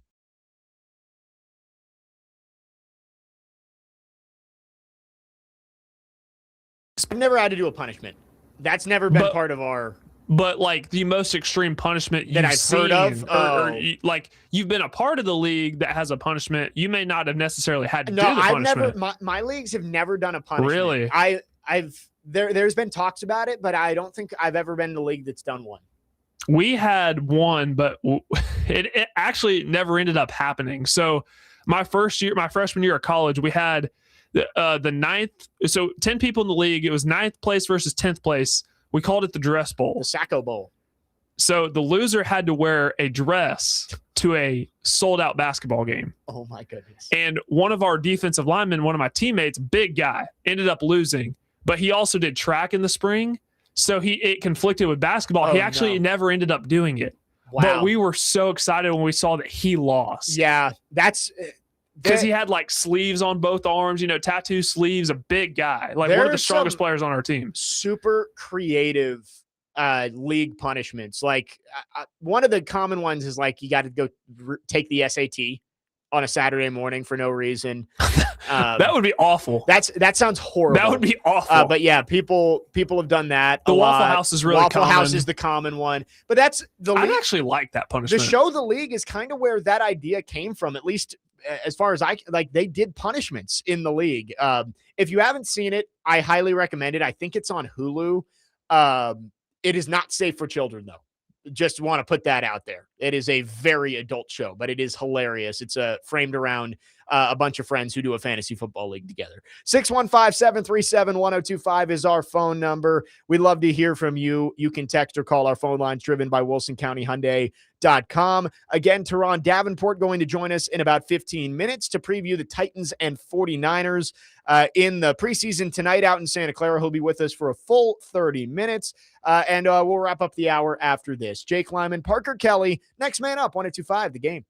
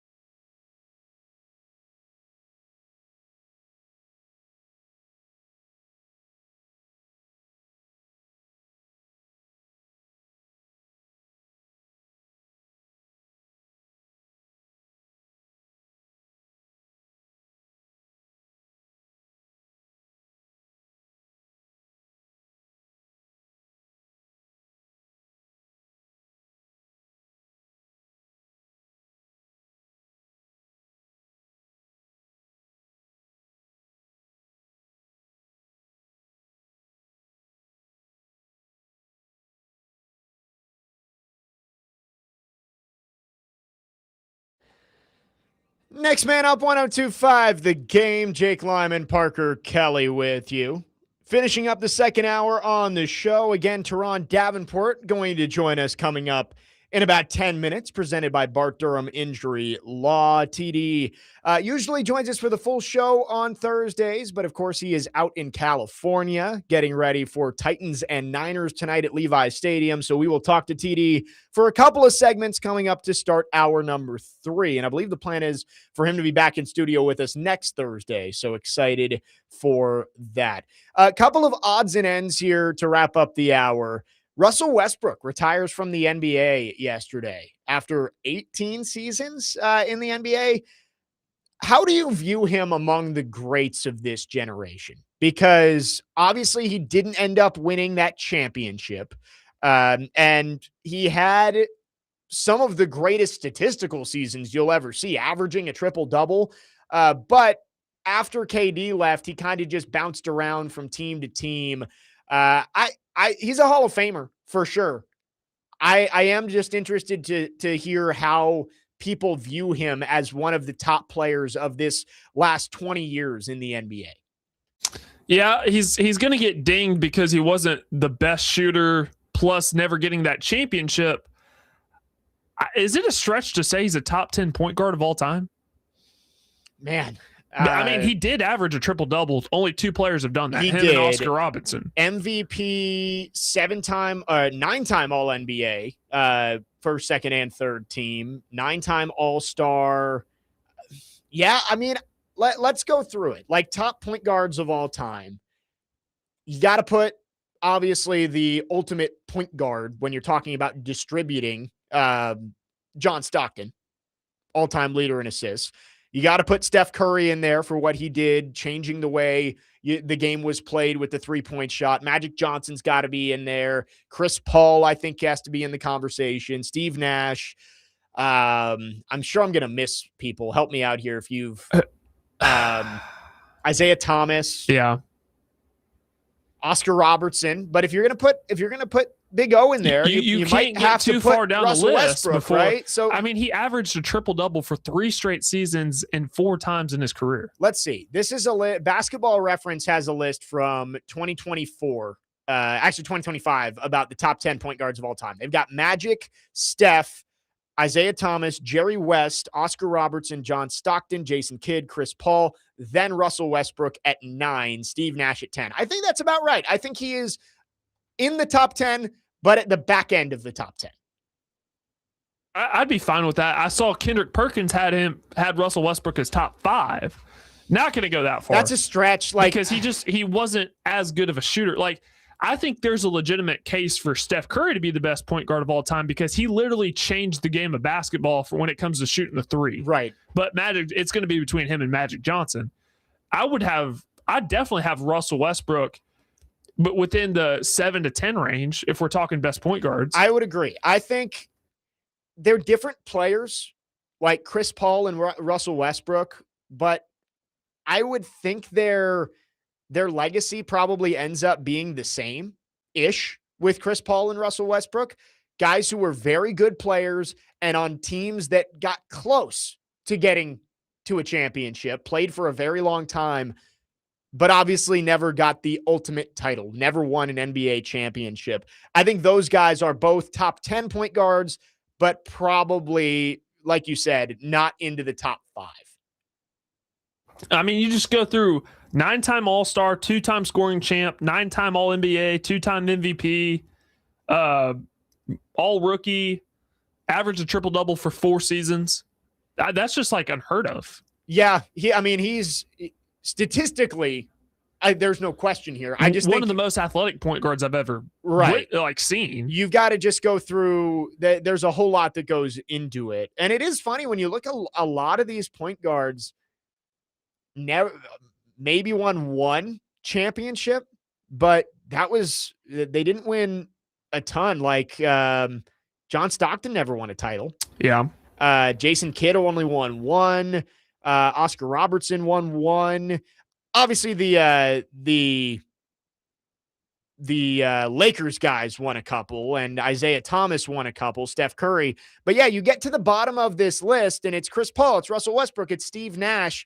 And I think those three guys probably all get remembered around the same. 4312 says put Nash above Westbrook, and I'd say that list is perfect. Steve Nash was my favorite basketball player growing up. So I probably would agree with you there. But yes, I will say I think Russell Westbrook retires as a top 10 point guard in NBA history. Yeah, I'm with you. And he's going to be in the Hall of Fame too. You just don't do what he's done and not get into the Hall of Fame. I agree.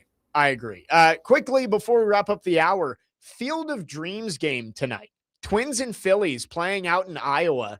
I love the first one they did. It was the White Sox, and I'm blanking on the other team that was out there. But it was fun when they did it a few years ago. It's on Netflix tonight. I probably won't be watching again when you've got it shows you that NFL is king in this country, that I think most people will prefer to watch preseason football than a specialty broadcast in the MLB at the Field of Dream Stadium. Like, I really do think the numbers on preseason football might be better than the Field of Dreams game tonight on Netflix.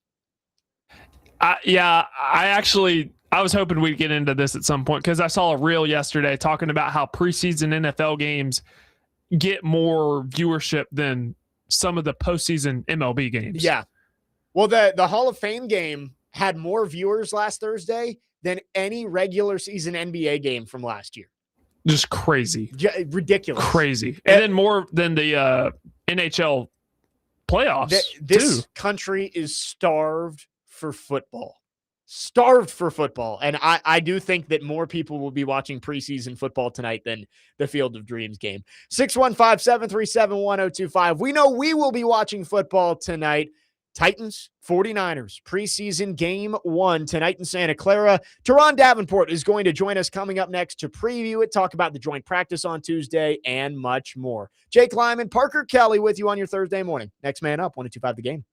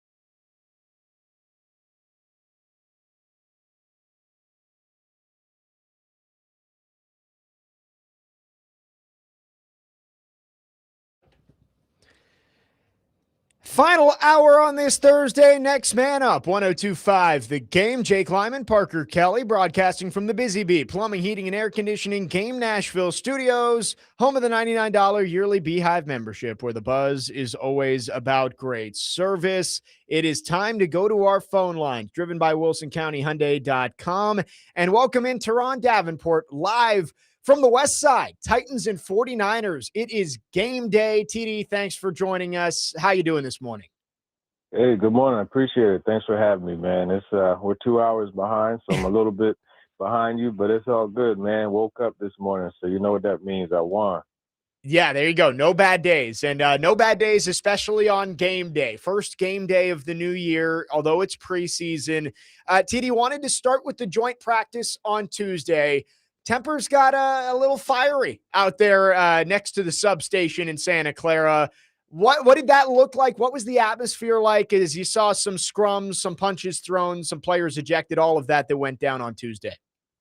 Yeah, it was a spicy practice, especially right from the start. I thought it was pretty funny getting out there, and as we walk onto the field, they have two fields, and one is close to the substation. Like literally, there's a fence that separates it, and I'm like, naturally, they're going to have the Titans on this field, so that's where they were warming up. But yeah, I mean, right from the start, Tony Pollard, he had to run, and then all of a sudden, you got the pile up, and it's one of those things where it's almost like I believe.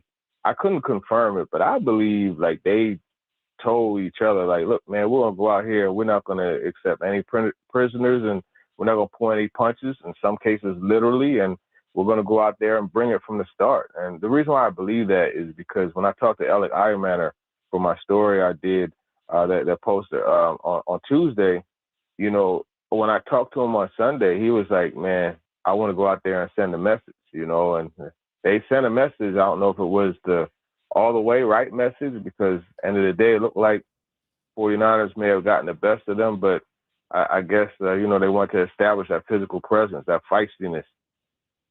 We talked about, TD, about how having one joint practice makes it a little difficult to see everything because you got offense on one side, defense on the other. But there's been a lot of talk about the defense and that the 49ers basically had their way. Did that concern you at all in the first joint practice to see the Titans defense struggle as much as they did?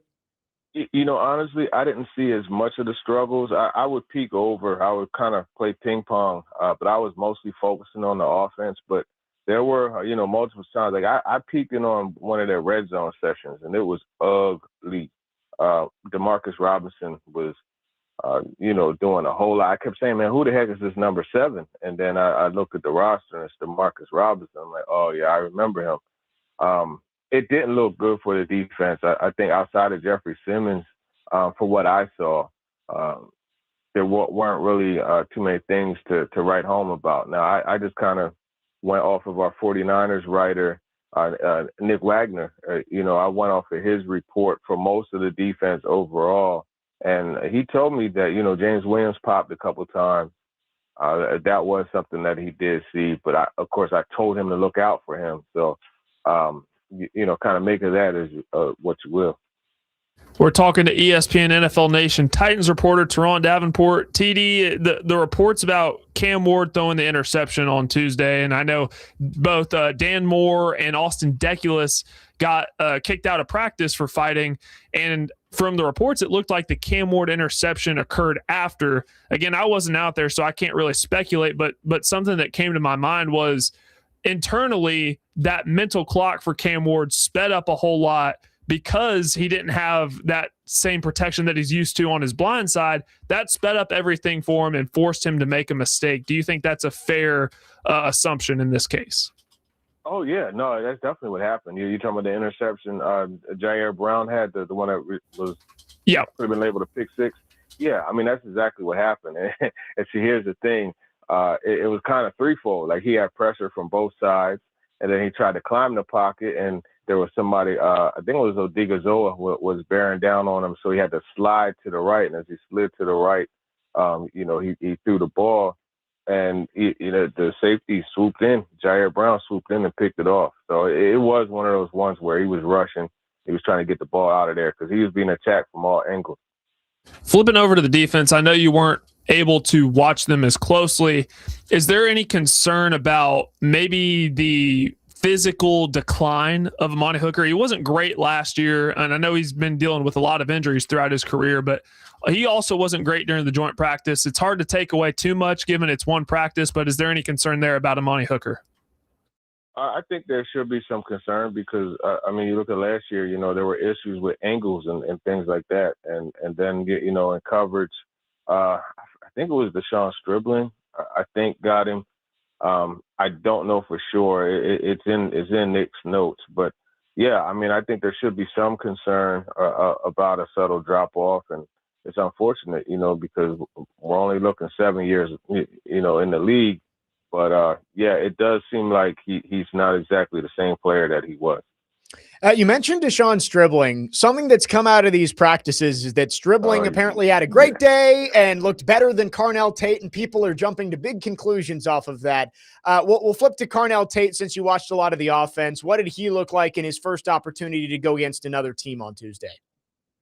Yeah, this whole – because they asked me that on KMBR out here, and I'm like, no, it's one practice, man. Like, you can't, no, he's not a better player than Carnell. There's a reason why Tate went 4 and he went, second round, right? Yeah, he went 33rd. Yeah, so there's a reason, But yeah, Tate. Look, the thing that I like about Tate is he's going to be the same regardless, right? He had, I want to say 3 catches. He had a curl route. Yeah, he caught a quick outbreaking route, and Renardo Green blasted him. But I like that he popped up. He didn't get all emotional or anything like that. He popped up. Now, of course, Cam and some of the other teammates, they went over and they had some things to say. But Tate just popped up. There's a maturity to Tate that I really like. He had a catch on a dig. It was probably the longest completion of the day. It was about 18 yards. You know what I mean? In 2-minute period. The thing that I like about him, what stood out, he got open a couple times. I think he was targeted 5 times, caught 3 of them. But it's just the maturity that he has. We already knew the route running and the coolness as far as not letting anything affect him. But it really showed in his joint practice when these guys were out there chirping, and he wasn't really doing any chirping back. He just, wanted to let his play do the talking, but it wasn't really good play just because of an assortment of things that the defense was doing. Last thing on the joint practice, and then we'll take a break and talk some preseason on the other side. We talked about the feistiness, Deculus, Moore get ejected. I know Robert Saleh has talked about towing the line of violence and wanting to be pests and wanting to be agitators, but do you feel like they've crossed the line a little bit too much at this point, and maybe Robert Saleh needs to make sure his team is not going to get some of those unnecessary roughness, unsportsmanlike penalties that can really hurt a team once you get to real games? Yeah, that's a big thing. You got to have that discipline because they were getting flagged a lot. That's what Nick told me. Their defense got flagged a lot in that practice in those team periods. So that is something that they'll have to clean up. This team, they're not at a point where they're good enough to give up free yards and expect to win, right? Things look pretty solid for them right now, but they're not good enough for that type of situation. And even if they were, you don't want the penalties to happen because that's always an easy way to lose a ball game. 100%. We got more with Turron Davenport coming up next. We'll preview tonight's game between the Titans and 49ers. If you have any questions for TD, you can get them in 615-737-1025, our phone and text line, driven by WilsonCountyHyundai.com. Jake Lyman, Turron Davenport, Parker Kelley, next man up here on 1025 The Game.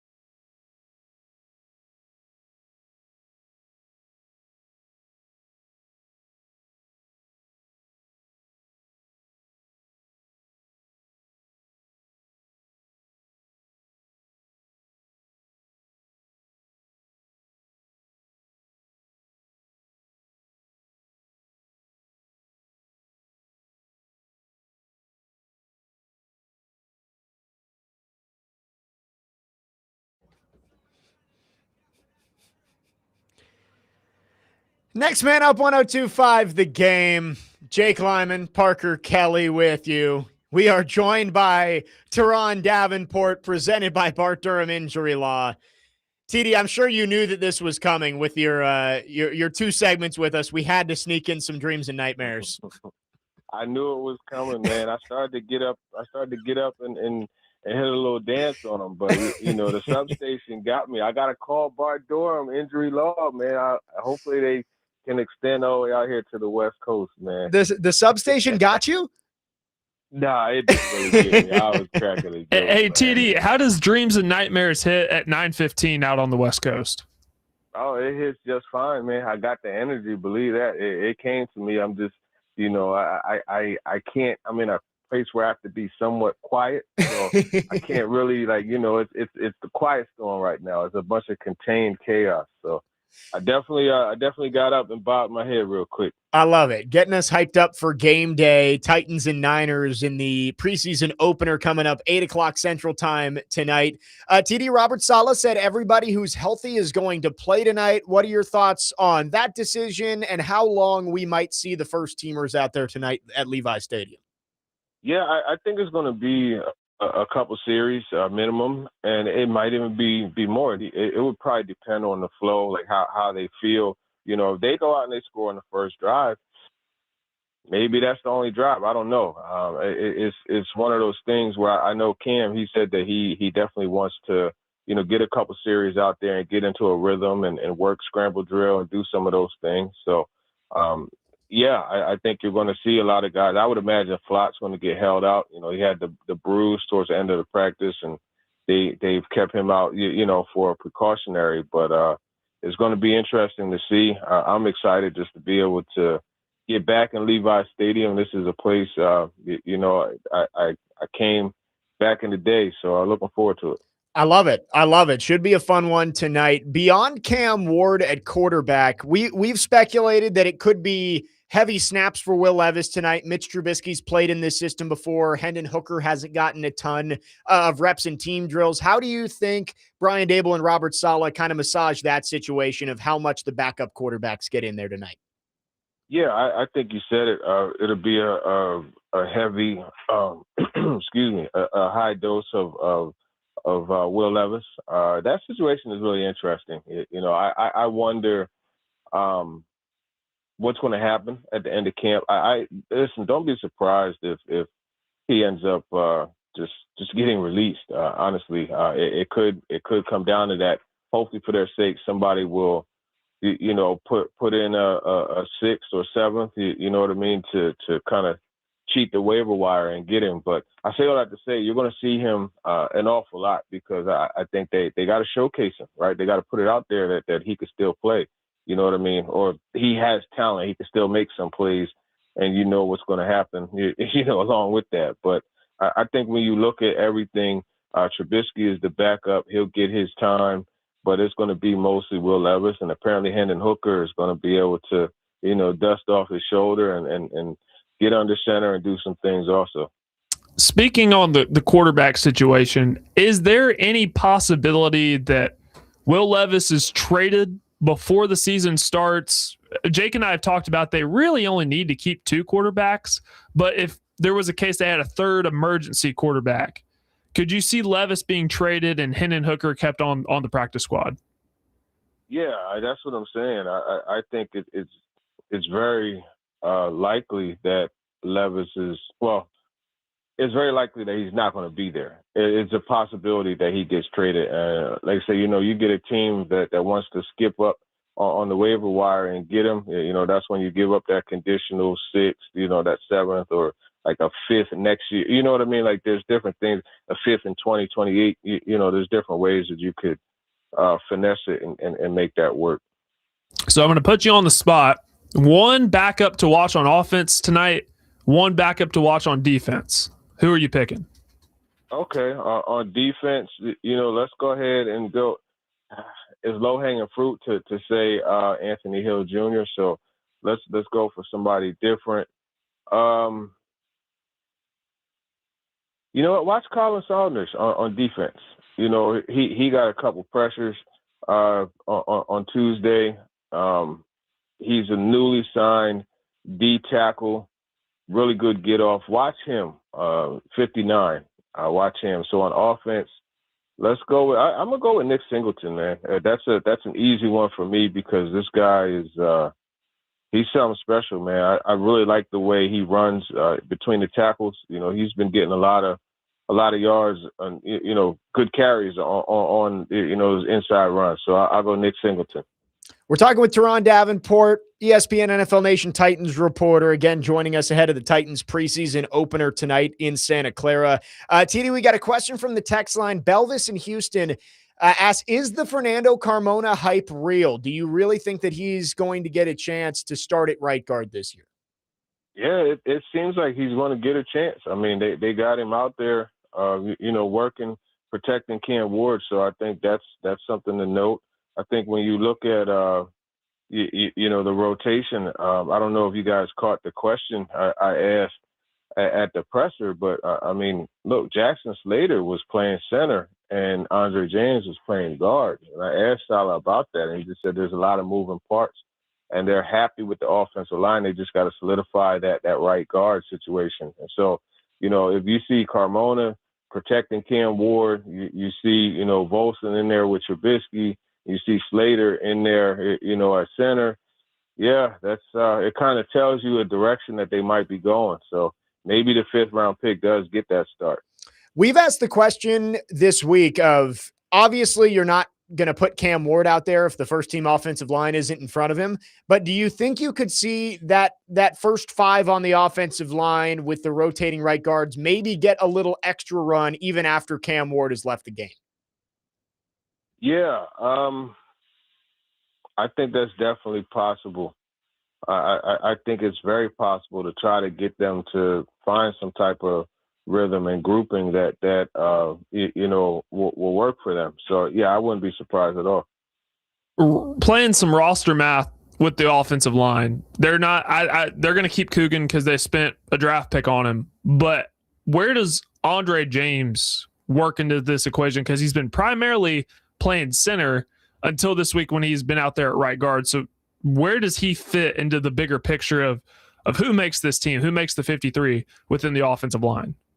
Yeah, that's the thing. The versatility is something that he hadn't played much guard before, so they wanted to you know, get him out there. I think that gives him an added shot. I would imagine Jackson Slater has kind of a better chance, right? To me, it came down to this. Whoever didn't make it at center as a starter out of Sloatman and James was just not going to be around. You know what I mean? Because I think you still got to keep you know, a couple tackles. You got to keep a guard. So maybe Andre James getting that time at guard, maybe that will allow him to stick around and he could be a reserve guard, and it could be he and Jackson Slater, you know, as the reserve guards and centers.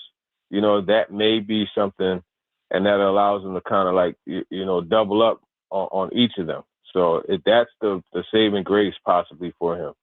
Because I was thinking, you know, you have your 5, and then you have Coogan, Carmona, and Slater, who were draft picks within the last couple of years.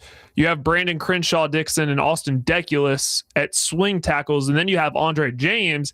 I think, you know, maybe at max they keep 10, but that I just named 11 linemen. So I really think it comes down to Deculus, Crenshaw Dixon, and James to get 2 out of those final 3 spots. Yeah, no, exactly. I think that could very well be the case, man. And it's just, you know how it is, man. It's roster gymnastics. You got to figure things out, and it's always a bit of a hassle, but they managed to get there. But, you know, there's going to be some guys that get cut that could absolutely go to another roster and you know, be on that active roster. Last one for me, Russell Westbrook. He just retired from the NBA yesterday. Is he a top 10 point guard all time in your mind? Yeah, I got to put him in there, top 10 point guard. I love guys that attack the basket, and anybody that averages, you know, a triple-double for a whole season, yeah, He did it You 4 gotta put him up times. there. He did it 4 that's what times in I'm his saying. career. That's why I said averages, like plural. You know what I mean? Like, yeah. Last one for you, TD. Tonight, all healthy Titans going to play. Niners not going to play a lot of their starters. What should fans expect to see from these first team units when they're out on the field tonight? Well, you leave it up to Ken Ward. He said it's going to be elite execution. That's what it is. I think it. Expect to see more of what you've seen, right? Fast and physical, violent play. But they got to execute with that. You know what I mean? So that's what I would expect. Hard hitting, very physical game. Keep an eye on 52, man. James Williams he's been a stand-up. TD, appreciate your time. Hope you've enjoyed your trip out there to the West Coast. We'll be following along tonight and excited to talk to you next week when you're back here in Nashville. Okay, for sure. Appreciate you guys, man. Take it easy. Turron Davenport joining us, previewing tonight's preseason opener, Titans and 49ers, live from Santa Clara. We'll react to what TD had to say coming up next. Jake Lyman, Parker Kelley, next man up, 102.5 The Game.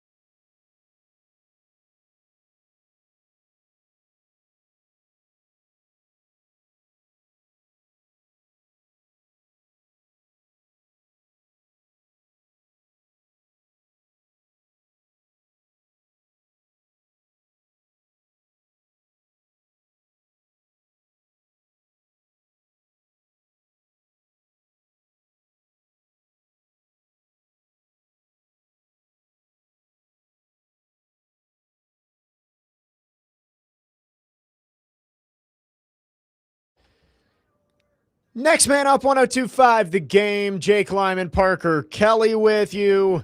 Big thanks to Turron Davenport for making some time out there on the West Coast today.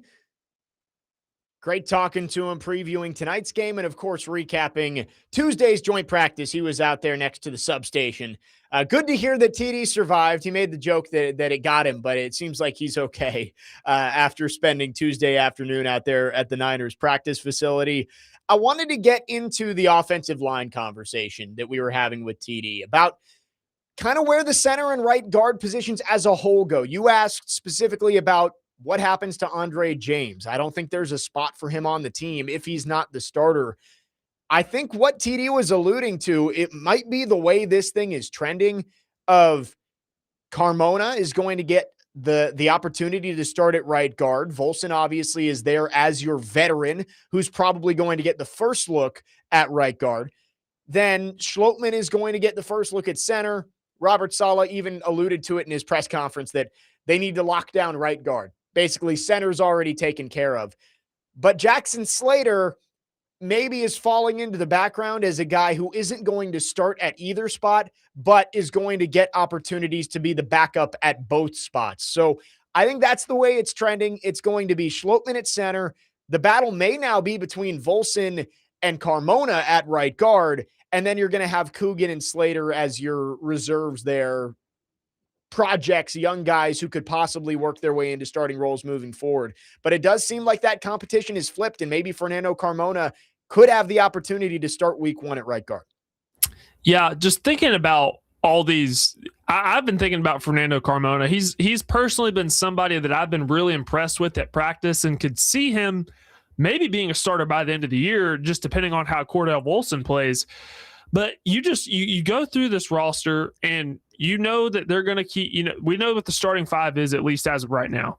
And we know the three backup linemen that you spent draft picks on between Coogan, Carmona, and Slater. So they're going to make this team. But then the other three, like your swing tackles with Austin Deculus and Brandon Crenshaw-Dixon, they're in a battle for who's the next swing tackle. And then obviously you have Andre James in there. They're going to keep 9. Might even keep 10, but when you're looking at the overall scope of this roster, you could theoretically have some of those guys on the practice squad, but once you waive them after the first wave of cuts, there's no guarantee another team won't pick them up, and the depth is already really bad. I would guess they're keeping 10. I think you've got whoever your starting 5 are. Moore, Skoronski, Schlotman, let's say Volson and Latham. Those 5 are staying. Like you said, they're going to keep the 3 young guys that they've spent draft picks on, Carmona, Slater, and Coogan. Those 8, I think, are virtual locks to be on the team. And then you got to figure out swing tackle, which right now it looks like Deculus and Crenshaw-Dixon. I'd prefer Crenshaw-Dixon at this point. I would say with how little I think of both of those guys as tackles, I think you need to keep both just to give yourself options at the very least, where one of them isn't locked into being your swing tackle. I think you keep both. So I think you keep 10. I think those are the 10 names. The question just becomes who starts at right guard.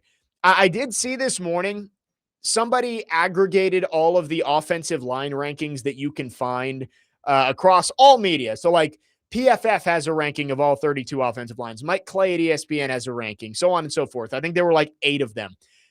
Do you know the consensus board? Like when you average all of them and put them together, do you know where the Titans ranked? Have to be in the 30s.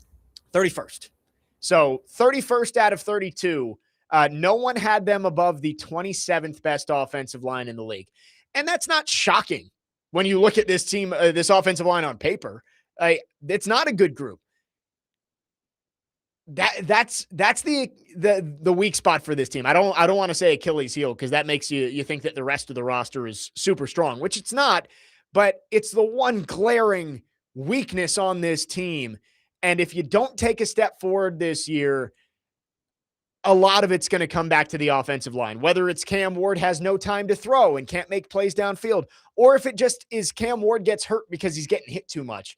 I'm interested to see what this offensive line looks like over the next couple of weeks. Apparently it was an okay day early on for the offensive line against the 49ers. I did see a couple of reports that J.C. Latham had his best day of practice all offseason. So that's That's impressive. That's something that you can put in the win column from Tuesday, that J.C. Latham had a good day. But overall, it wasn't a great day, especially once Dan Moore went out. It seemed like things started to crater. The next couple of weeks, going up against the Seahawks and going up against the Bears, leading into that first game against the Jets, you need to see this offensive line take steps forward because, again, it looks like that massive weakness. And the fact that you're continuing to rotate guys at right guard and introduce new characters into this competition makes you think that they don't feel all that confident about what they have in that room. And they looked okay those last couple weeks of training camp before the joint practice this week. But it's like, I think I was telling Corey this, like, you either have to learn how to hold your ground versus this defensive line rotation, or you just get swallowed up. Yeah. So there's no gray area. There's no in between. They didn't have a good practice versus the 49ers on Tuesday. I'm just interested to see, like, when we're out there for Seahawks joint practice and that defensive line, when they're out there for Bears joint practice, the Bears don't have a great defensive line. They don't generate a lot of pressure, but still that's some believe a Super Bowl caliber team. So I'm interested to see what that line looks like then. And even tonight. Yeah, I'm going to be watching them closely. And tonight, I said it yesterday too, of you need to take everything with a grain of salt because Nick Bosa is not on the other side of that line. I doubt Osa Odigizua, who clearly gave the Titans some problems on Tuesday, I doubt he's going to play. So it's going to be a lot of the backups that, you mentioned Vol for Life, Bryson Eason going to be out there. You're going to see a lot of the backup guys for this Niners team on the defensive front. I would love to see the offensive line hold up well against backups because if Cam Ward is running for his life in the brief series and snaps that he's going to be out there tonight, facing off against the number 2s for the 49ers, I think that's when you've got a serious problem at hand with this offensive line.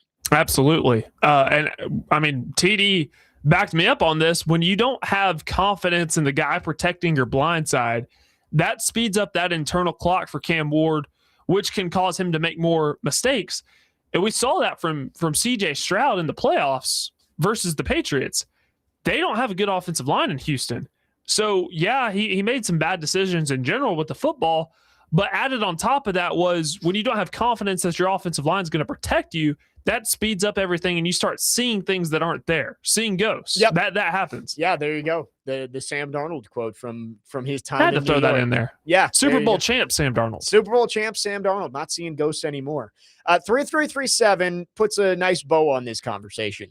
If we suck again this year because of the offensive line, should Borgonzi be on the hot seat? I know he's good, but he totally intentionally neglected it. I don't know if intentionally is the right word. I think there probably was more effort made to improve this offensive line than we can see from the outside. But I agree with you even with a lot of the good things that I like that Mike Borgonzi has done as the GM to build this roster up. When everybody around the fan base and in the media can point to one area of your football team that you did not invest enough in and say, hey, if this team sucks again this year, that's going to be why. And you didn't do a little bit more to make sure that area was shored up, then yeah, I think there's going to be a lot of finger pointing at Mike Borgonzi. If the offensive line is bad and it leads to this team having another season where they're picking in the top 5, 6, 7, again, not saying that he needs to be on the hot seat. I think you'd rather give him the opportunity to continue to fulfill his plan, see how the young guys he's drafted turn out, because there's a lot of promise around these guys. But I do agree with you that if this team sucks again because the offensive line sucks again, Mike Borgonzi clearly did not invest draft capital, high-end draft capital, or high-end free agency money into that. And if it sucks again, that's going to be why. Yeah, I can't say hot seat just because this organization needs stability. It needs, yeah, it desperately needs stability. But I've been mind blown that they haven't felt the need to address it with Schlotman. I mean, he has 18 starts in 7 years, which, yeah, one full season. We've said he's never played more than like 31% of snaps in a season. Yeah. And then Volson has spent his entire career up to this point in Cincinnati, but when have we ever talked about Cincinnati's offensive line being good? Exactly. So I agree. Not on the hot seat. I think you look at a lot of the Mike Borgonzi moves so far, and you see the vision for what he's trying to build, and you see that there is a lot of potential in the young guys that he's brought in his first 2 drafts. But yeah, you can't let him off the hook if he ignored the offensive line this offseason. Again, I'm not going to say intentionally neglected it because I do think there was more effort. I'm sure that there were offers made to other centers. I believe I saw a report that the Titans tried to trade back up into the first round to get the Georgia Tech guard, Keelan Rutledge. So I think there was effort that maybe just wasn't fruitful. So I won't say he intentionally neglected it, but it definitely is a weak spot on this team that everybody can point to. And Mike Borgonzi would be the guy who takes the brunt of the blame for it. 615-737-1025 is the phone number. If you want to text or call, our phone line's driven by WilsonCountyHyundai.com. We got one more segment with you on this Thursday. We will wrap up the show after this. Jake Lyman, Parker Kelley, next man up, 125 The Game.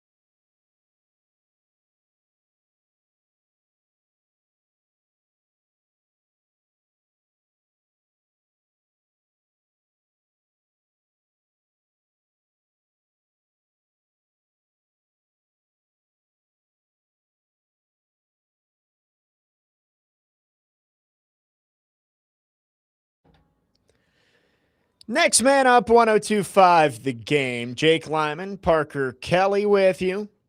Tomorrow we will have a football game to react to. Isn't it beautiful? Tomorrow, 9 a.m., Connor Newt will join us, and we will react to everything from tonight's game in Santa Clara, Titans and 49ers. First of 3 preseason games, only one on the road. Titans will be at home next week to kick off the farewell season at Nissan Stadium. That's Sunday next week against Seattle, I believe. And I want to say that one's on national TV on Fox. So excited for the preseason to finally be here. I know it's not real football, but it's as close as we're going to get for the next month. 1 month from today, Titans open the season against the New York Jets. Lots of things to be excited about to see tonight. I think one of the things that stands out is Carnell Tate, seeing him in a game setting for the first time. I know there's been a whole lot of excitement about him through offseason work into training camp. He's been making plays. I'm excited to see him in a game setting tonight. But the one thing I am most excited about for tonight's game is the uniforms. We've seen the uniforms in the promotional materials. We saw it at the reveal at the Pinnacle a few months ago, but haven't seen how they look in a game on a field. I am excited to see what the uniforms look like tonight. The Britches report from Jim Wyatt came out earlier this week. White uniform with the light blue pants. I can't wait. That's, again, preseason games, you can't take much from it that actually matters. This is the first time that we're going to see the uniforms in a live game environment, and they're going to look the same tonight as they will the rest of the year and beyond. So I'm excited for that. I think that is one of the things at the top of my list for tonight's game. I'm a big fan of the white helmets. I think they look so clean out there at practice, and I like the white helmets better than the white helmets they had previously with the Titans. So I love the color scheme. I love how they've incorporated the Oilers colors, but blended it with the Tennessee Titans. So still not a huge fan of the logo itself, but the colors are so nice. Yeah, I do think you mentioned the white helmet. Like, watching it out at practice, it shows you just how much of a downgrade the old white helmet to the navy helmet was. And going back to the white helmet, it's perfect. Like, I am so happy they made that switch. I know people have problems with copying the Oilers and staying with the Oilers blue instead of the Titans blue, and not having navy prominently featured, which we'll see. The rivalry uniforms come out in under 2 weeks, so maybe navy going to be the primary color there. But I think they look great, at least in all the promotional stuff. But you really just don't get a good gauge of what they're going to look like until you see them in a football environment, on TV, in the stadium, in the game. So tonight's going to be fun. We've seen the helmets every day during training camp, but seeing the whole ensemble together, I think, is going to be a ton of fun tonight. So I think, again, there's reasons for actual football reasons to get excited about tonight's game. Again, I think Carnell Tate and Cam Ward, seeing them play together, that's a reason to be excited. But the uniforms, that was the first thing that came to mind for me, of like, that is exciting me to watch tonight's game. We even in the blue and white scrimmage, we just saw the helmets, and Right, I mean, they had the their practice jerseys on, their practice pants. It wasn't the real thing. So we get to see that tonight. And I think the white on blue is going to look really good. Yeah. I don't know which look I like the most. I'm excited to see the Stormtrooper look again, because I thought that was one of the best looks the old Titans, the original Titans uniforms had. White on white on white. I thought that was always one of their best looks, especially on the road. So they're not doing that tonight. I'm sure we'll see it at some point this season, but I think the white jerseys look better than the blue jerseys, at least, again, just on first glance. I think so too. Just going with the white helmets, I think it looks great. I am excited for the rivalry uniforms. Again, I think we kind of have an idea of what it's going to look like. We've kind of talked about, is it going to be the TN logo in the football on the side of the helmet, and it's going to be mostly navy blue? That's the guess that most people have. I am, again, a little surprised the Titans haven't put a teaser out about it. the Packers did. It looks like the Packers are going to get black uniforms coming up for the rivalry. See, there are some uniforms you just don't mess with. I know. I feel like the Packers are one of those teams. I don't like the Packers all white. Yeah. Well, I do not like that. The Packers, I do think, fit into that. Like, there's only one team who doesn't have a City Connect uniform, correct? And we all know who that is in baseball. Oh, yes. The New York Yankees. Yeah. Like that they don't touch tradition. I feel like the Packers might fall into that kind of category of you probably shouldn't change the tradition up too much. The Yankees just made that decision too to finally allow their players to grow out beards because they all had to be clean shaven for the longest time. They have to be like well kept beards. Yeah. Like you can have a beard, but it can't be. But still, that's new, right? Like they don't. That's one team that does not mess with their tradition. There were always funny moments when you got the longtime bearded players who went and played for the Yankees. Like I'm sure a lot of Braves fans around here remember Brian McCann. Like Brian McCann with the Braves was like your mountain man, lumberjack, long beard. And then he goes to the Yankees and you're like, who the hell is that guy with the clean shaven look? So there are some teams that I think you don't touch the tradition. The Titans are certainly not one of those. So I am excited to see what their rivalry uniforms look like. But yeah, it looked like the Packers kind of teased that they might be going with a black uniform for the rivalries. I do not like that. I love the Lions black. I think that's one of my favorite uniforms in the NFL. Love the Vikings all white, but don't mess with the Packers. Like that's the most historic franchise in football. Yeah. There are a few teams that I just don't think you touch. I'm thinking of I do like the 49ers black uniforms. Like I think they look fine. But that's also another tradition that like, man, the gold and the red, it's like that looks so good that's together. A brand, right? But the NFL hasn't. The Chiefs don't have any. Do they? Yeah, I don't think they do. Unless I'm completely blanking on something. But the NFL isn't quite as entrenched in tradition as baseball is, obviously. Like baseball, the City Connect was like a huge step away from tradition for a lot of teams, like the Red Sox going to the yellow uniforms and the green ones. So I'm interested to see what the Titans look like. And again, I think one of the reasons I am most excited for this game tonight is just to see what the Titans' new jerseys look like on the field. But of course, lots of on-field things to pay attention to. The starters going to play. Robert Saleh said everybody who's healthy is going to play tonight, so we will likely see Jeffrey Simmons out there, definitely going to see the first-team offense out there. And then I think you get to see a glimpse of what you've got further down on the roster. We're really concerned about the depth on the offensive line and the depth in the secondary. I think once we get into the late second quarter into the second half, those will be two position groups that I have a very keen eye on to see what does the offensive line look further down the roster? What does the secondary look like beyond the starters? Yeah. And TD bringing up that name on the defensive line, Colin Saunders, a guy that I honestly haven't even thought about. Yeah. He was with the Saints for a little bit. Yep, he was. Am I making it up that he was the one whose brother danced on Taylor Swift's tour? I did not hear that. Colin Saunders' brother, Cameron Saunders. He was on Taylor Swift's tour. So there you go. Nice little fun fact for Colin Saunders. Yeah, I didn't even know that was a thing. I don't know how I knew that, but I do remember seeing it somewhere last year. That had to be a Tatum thing. Tatum probably had that. Yeah, that likely it was my wife who exposed me to that information. That does it for us today. Again, tomorrow, 9 a.m., Connor Newt will be with us. We will react to everything from tonight's preseason opener against the 49ers. Keep it right here. Chasing Big Joe coming up next on 102.5 The Game.